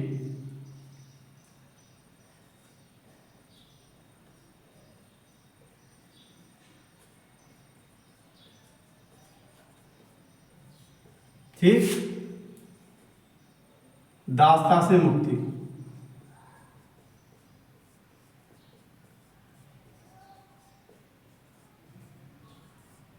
ठीक है, ये क्वेश्चन पूछा जाता है क्योंकि इसका शासन नहीं था। जो इल्तुतमिश था, ये कब दास्ता से मुक्ति मिल जाती है? 1205 में। जबकि उससे पहले शासन किसका था? कुतुब ऐबक का। तो कुतुब ऐबक को पहला मिलना चाहिए दास्ता से मुक्ति? नहीं, क्योंकि जब युद्ध हुआ था, एक युद्ध में इल्तुतमिश ने काफी प्रभाव हुआ था मोहम्मद गौरी, और मोहम्मद गौरी के कहने पर कुतुब ऐबक से कहा कि इसे दास्ता से मुक्ति मिलना चाहिए। 1205 की स्थिति है ये। ठीक है, तो मोहम्मद गौरी ने कहा इल्तुतमिश को दास्ता से मुक्त करें आप कुतुब ऐबक, क्योंकि कुतुब ऐबक का गुलाम था इल्तुतमिश, और कुतुब ऐबक का गुलाम जो ये क्रम चल जाता है गुलाम वंश, इसलिए गुलाम वंश में 3 वंश थे।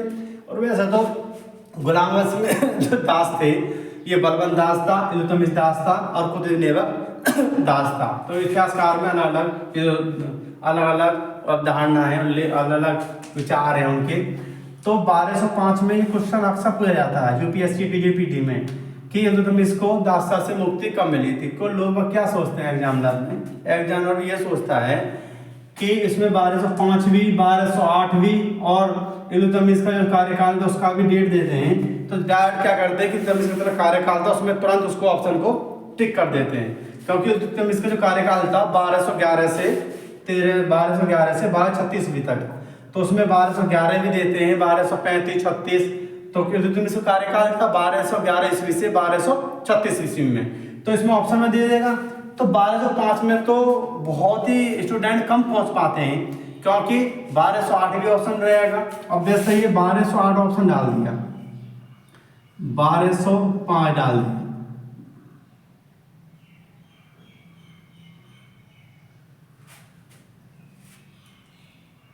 ठीक, 1205 और 1211 और 1236।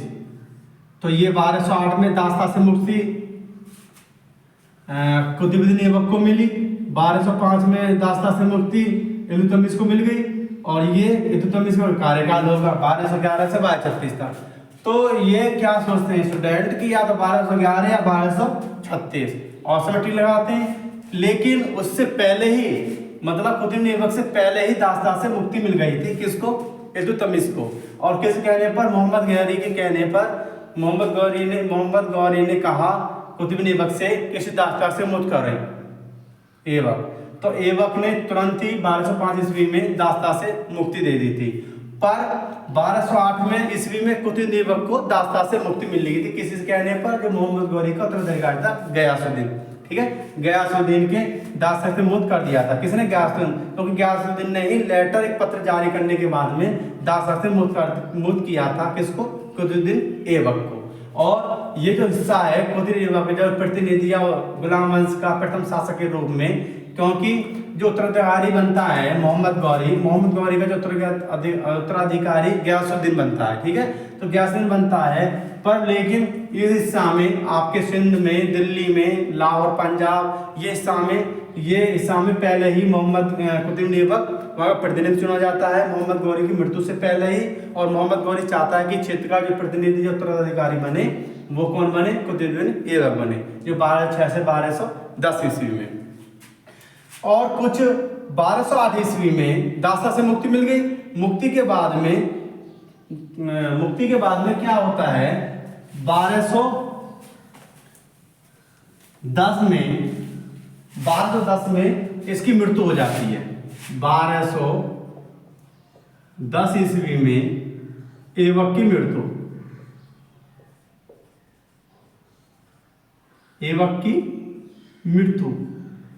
हो जाती है।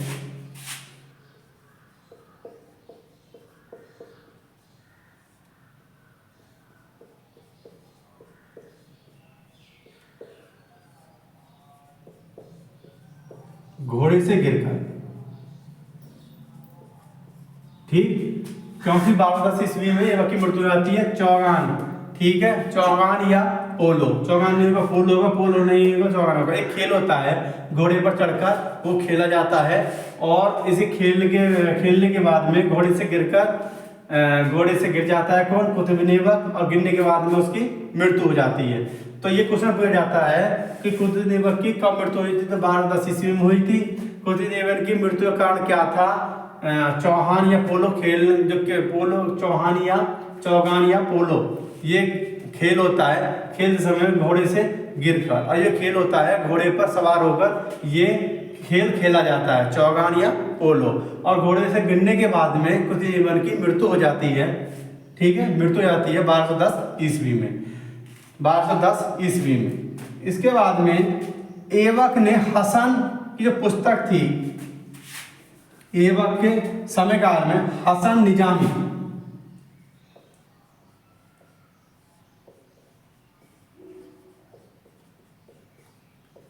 निजामी की पुस्तक है ताजुल मासीर। ये पुस्तक काफी एग्जाम में पूछी जाती है। किसकी है? हसन निजामी की। ठीक है, ताजुल मासीर। और एक पुस्तक आती है फ़ख्र-ए-मुदब्बिर।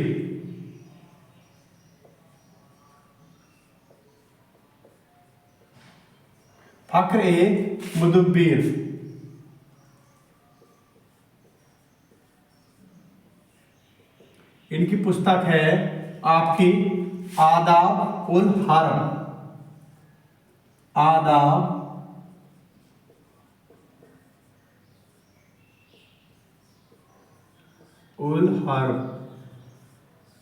ठीक, ऐबक के समय में हसन निजामी की ताजुल मासीर, ये पुस्तक काफी फेमस है। ताजुल मासीर किसकी पुस्तक है? हसन निजामी की। आदाब या उल हर्ब किसकी पुस्तक है? फ़ख्र-ए-मुदब्बिर की। ये क्वेश्चन बहुत पूछा जाता है। ठीक है, ज्यादातर एग्जामों में क्वेश्चन पूछा जाता है कि ये पुस्तक किसकी है। और एक बात और, ये दोनों ही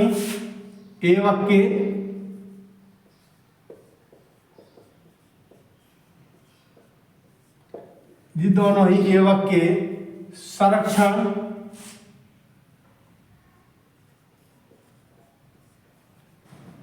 ठीक है संरक्षण दिया था ऐबक ने हसन निजामी को, फाखरे मुदब्बिर को, दोनों को ही संरक्षण, मतलब दरबार के कवि थे, किसके? कुतुबुद्दीन ऐबक के। उसके बाद में एक क्वेश्चन पूछते आता है, आपको जो मैं उपाधि बताई है, आपको उपाधि लाख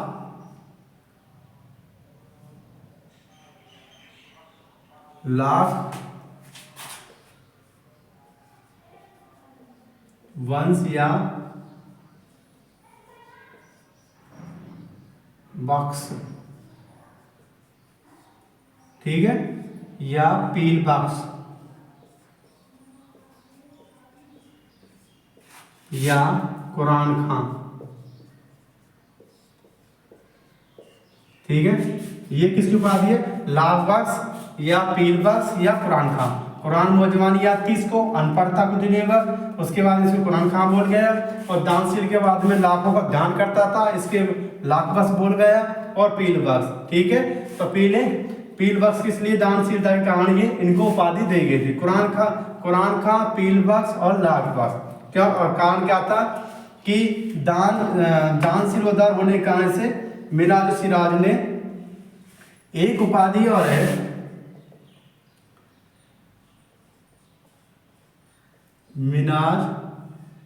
मिनाज उस सिराज,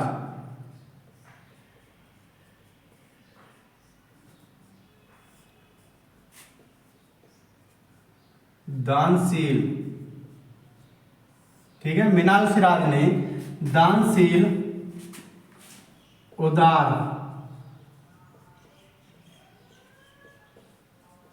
होने के कारण, क्या?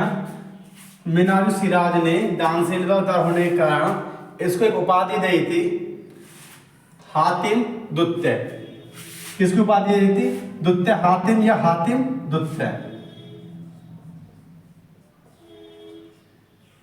हातिम दुत्य, ठीक है।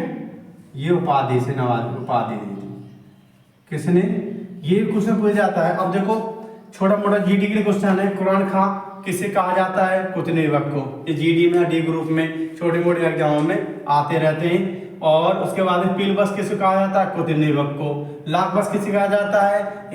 कुतुबुद्दीन ऐबक को, क्योंकि लाखों का ध्यान करता था। उसके बाद में हातिम दुत्य किसे कहा जाता है? कुतुबुद्दीन ऐबक को। हातिम दुत्य ने किसने बोला था? मिनाज सिराज ने। किस कारण? दान व उदार होने के कारण।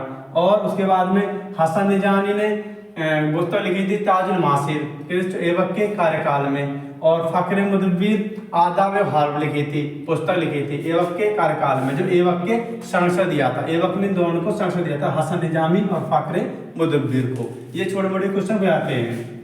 और कुतुबुद्दीन ऐबक की मृत्यु किस कारण से? किस खेल का? चौगान या पोलो खेलने के कारण। घोड़े पर सवार होकर ये खेल खेला जाता था, जिससे गिरने के बाद में उसकी मृत्यु होगी 1210 ईस्वी में, ठीक है। उसके बाद में ऐबक की मृत्यु आती है लाहौर में, ठीक है।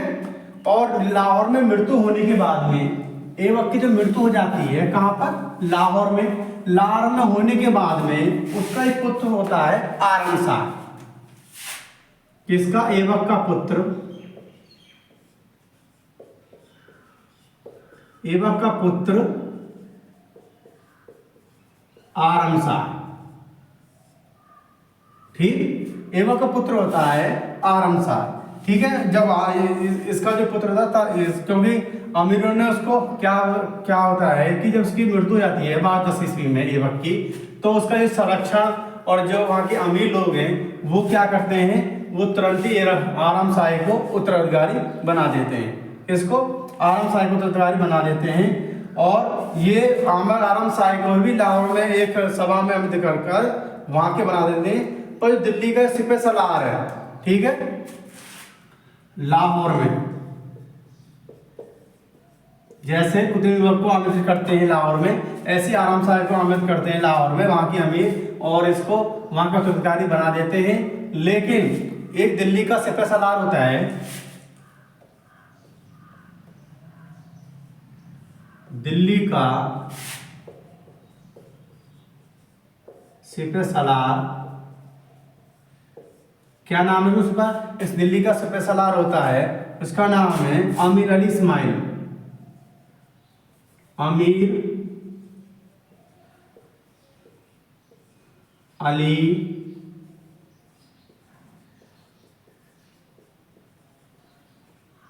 इस्माइल। ठीक है, क्योंकि जब ऐबक की मृत्यु हो जाती है तो लाहौर में इसको आमंत्रित किया जाता है। वहां के अमीर लोग इसको बुलाते हैं कि किसको? आराम शाही को, क्योंकि ये कुतुब ऐबक का पुत्र होता है और आराम शाही के उत्तराधिकारी मान लेते हैं। लेकिन इसका जो विरोध करता है, विरोध कौन करता है?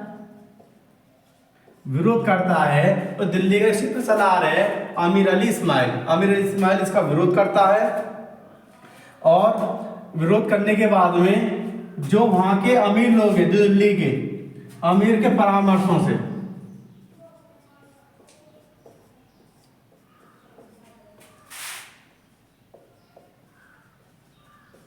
परामर्श से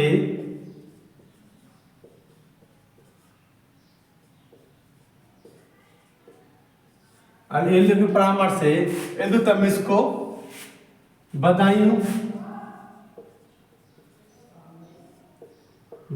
या इक्तादार बोलते हैं इसको, या गवर्नर,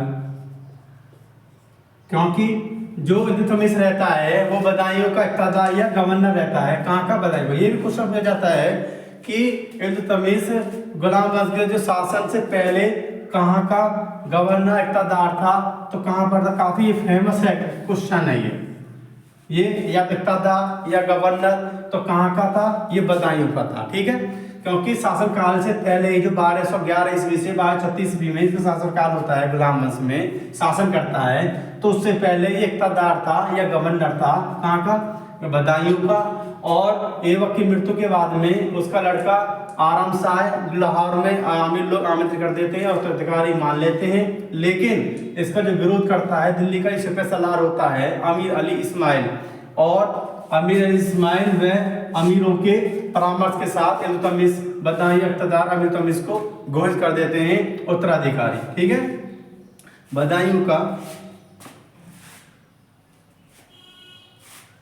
ठीक है, और उसके बाद में गवर्नर,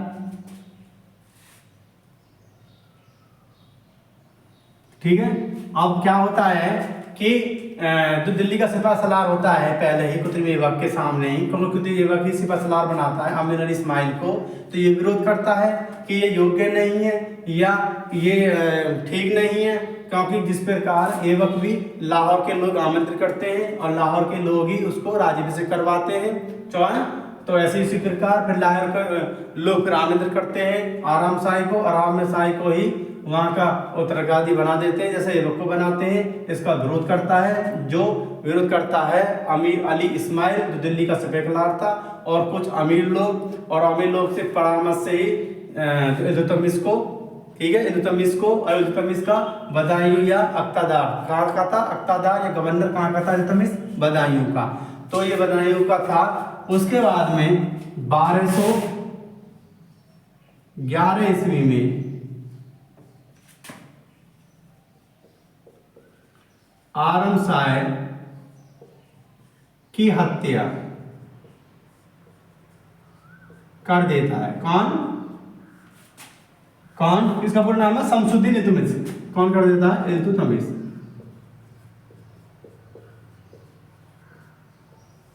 ठीक, कौन कर देता है? 1211 में आराम शाह की हत्या कर देता है। कौन? इल्तुतमिश। और हत्या करने के बाद में ये दिल्ली को राजधानी बना देता है। ठीक है, हत्या करने के बाद में ये दिल्ली को राजधानी बनाकर शासन प्रदान करता है। दिल्ली को राजधानी बनाकर शासन प्रारंभ।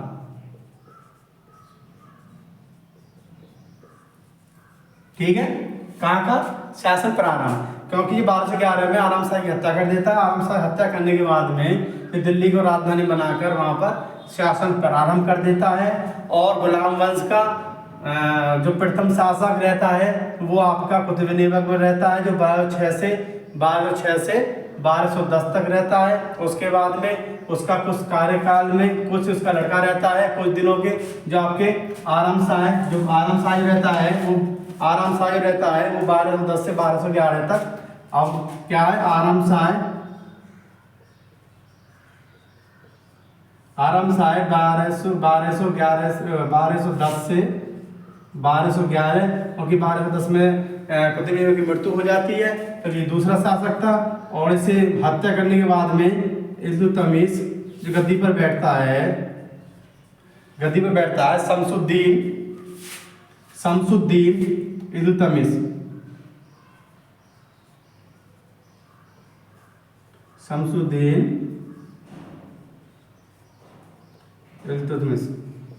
कौन, शमसुद्दीन का होता है 1211 से 1236 ईस्वी।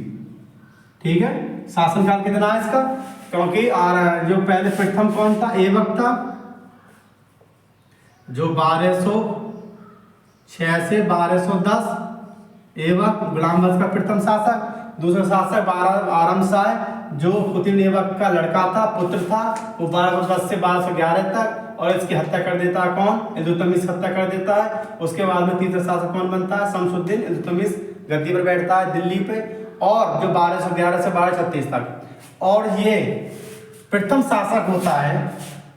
ठीक है, आगे बताऊंगा। अब की जो वीडियो बनाऊंगा मैं इल्तुतमिश की, शमसुद्दीन इल्तुतमिश की वीडियो बनाऊंगा, क्योंकि अब तो ये जो गुलाम वंश के जो प्रथम शासक के रूप में कुतुब ऐबक का जो कार्यकाल है, और उससे पहले गौरी के रूप में, मोहम्मद गौरी के रूप में सेनापति के में, क्योंकि 2 कार्यकाल बताए थे मैंने आपको, 1192 से 1206 ईस्वी तक सेनापति के रूप में मोहम्मद गौरी का कार्यकाल, और उसके बाद में गुलाम वंश के प्रथम शासक के रूप में 1206 से 1210 ईस्वी में। ठीक है, कार्यकाल 2 कार्यकाल हो गए।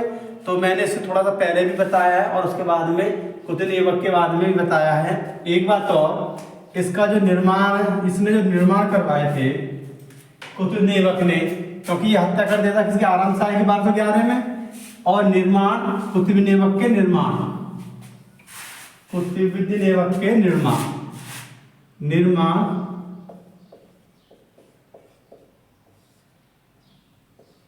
इसने क्या करने लगा, कुतुब मीनार,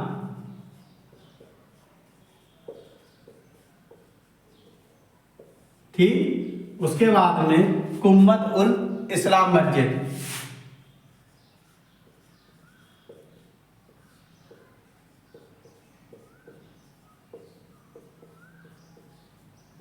इस्लाम मस्जिद, ठीक। क्या क्या, कुम्मत इस्लाम मस्जिद। उसके बाद में एक अलाउद्दीन का झोंपड़ा, क्या, अलाउद्दीन का झोंपड़ा जो बनाया था, या 2.5 दिन का झोंपड़ा।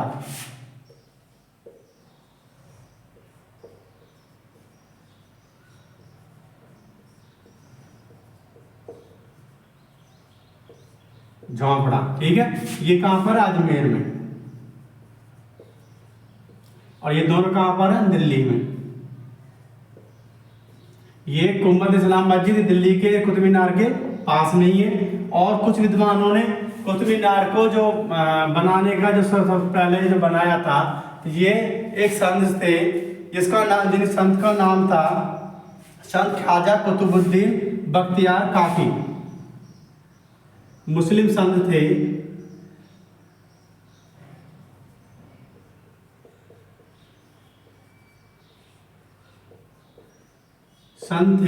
उनका नाम था ख्वाजा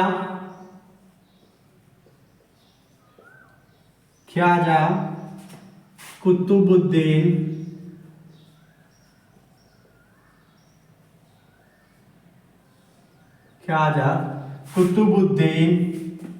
बख्तियार काकी।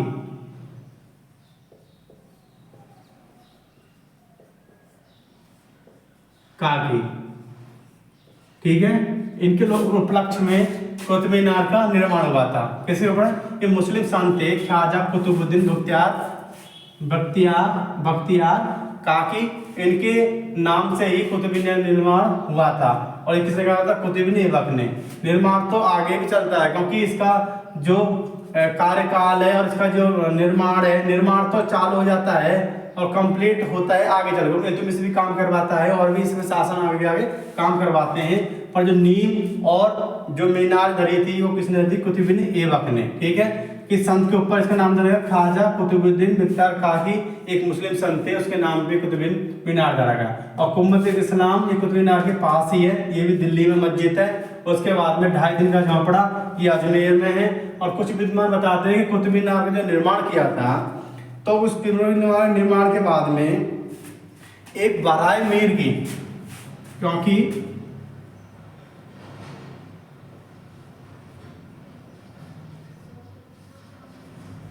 मीर की, ठीक है, बराए मीर की एक ये वेधशाला, खगोल शास्त्र वेधशाला थी।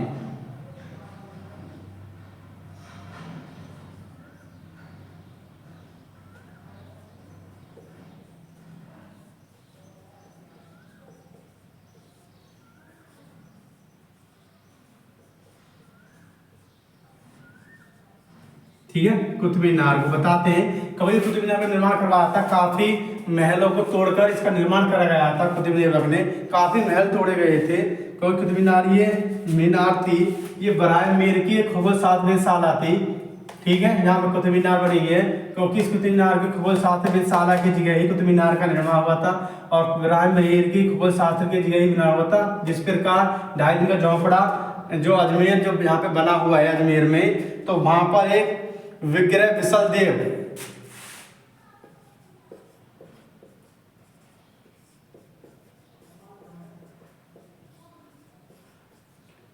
चतुर्थ, ठीक है, संस्कृत विश्वविद्यालय बनाया था इन्होंने।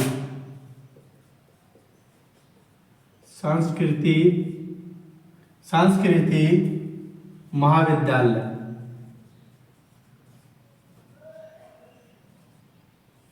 ठीक है, ठीक है, संस्कृति महाविद्यालय।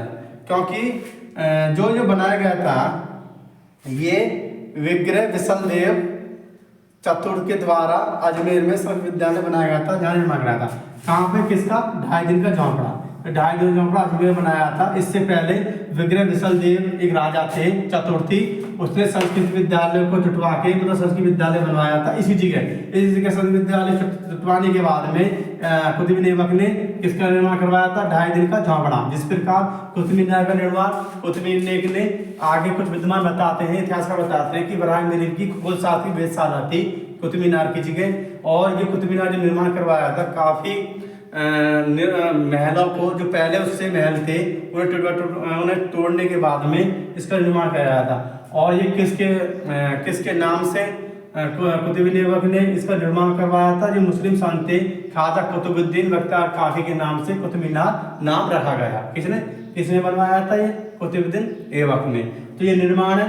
तो ये क्वेश्चन पूछ लेते हैं, या तो उपाधि पूछ लेते हैं या निर्माण पूछ लेते हैं, या फिर 2.5 दिन का झोंपड़ा, 2.5 दिन का झोंपड़ा भी बोलते हैं या 2.5 दिन का झोंपड़ा भी बोलते हैं इसको।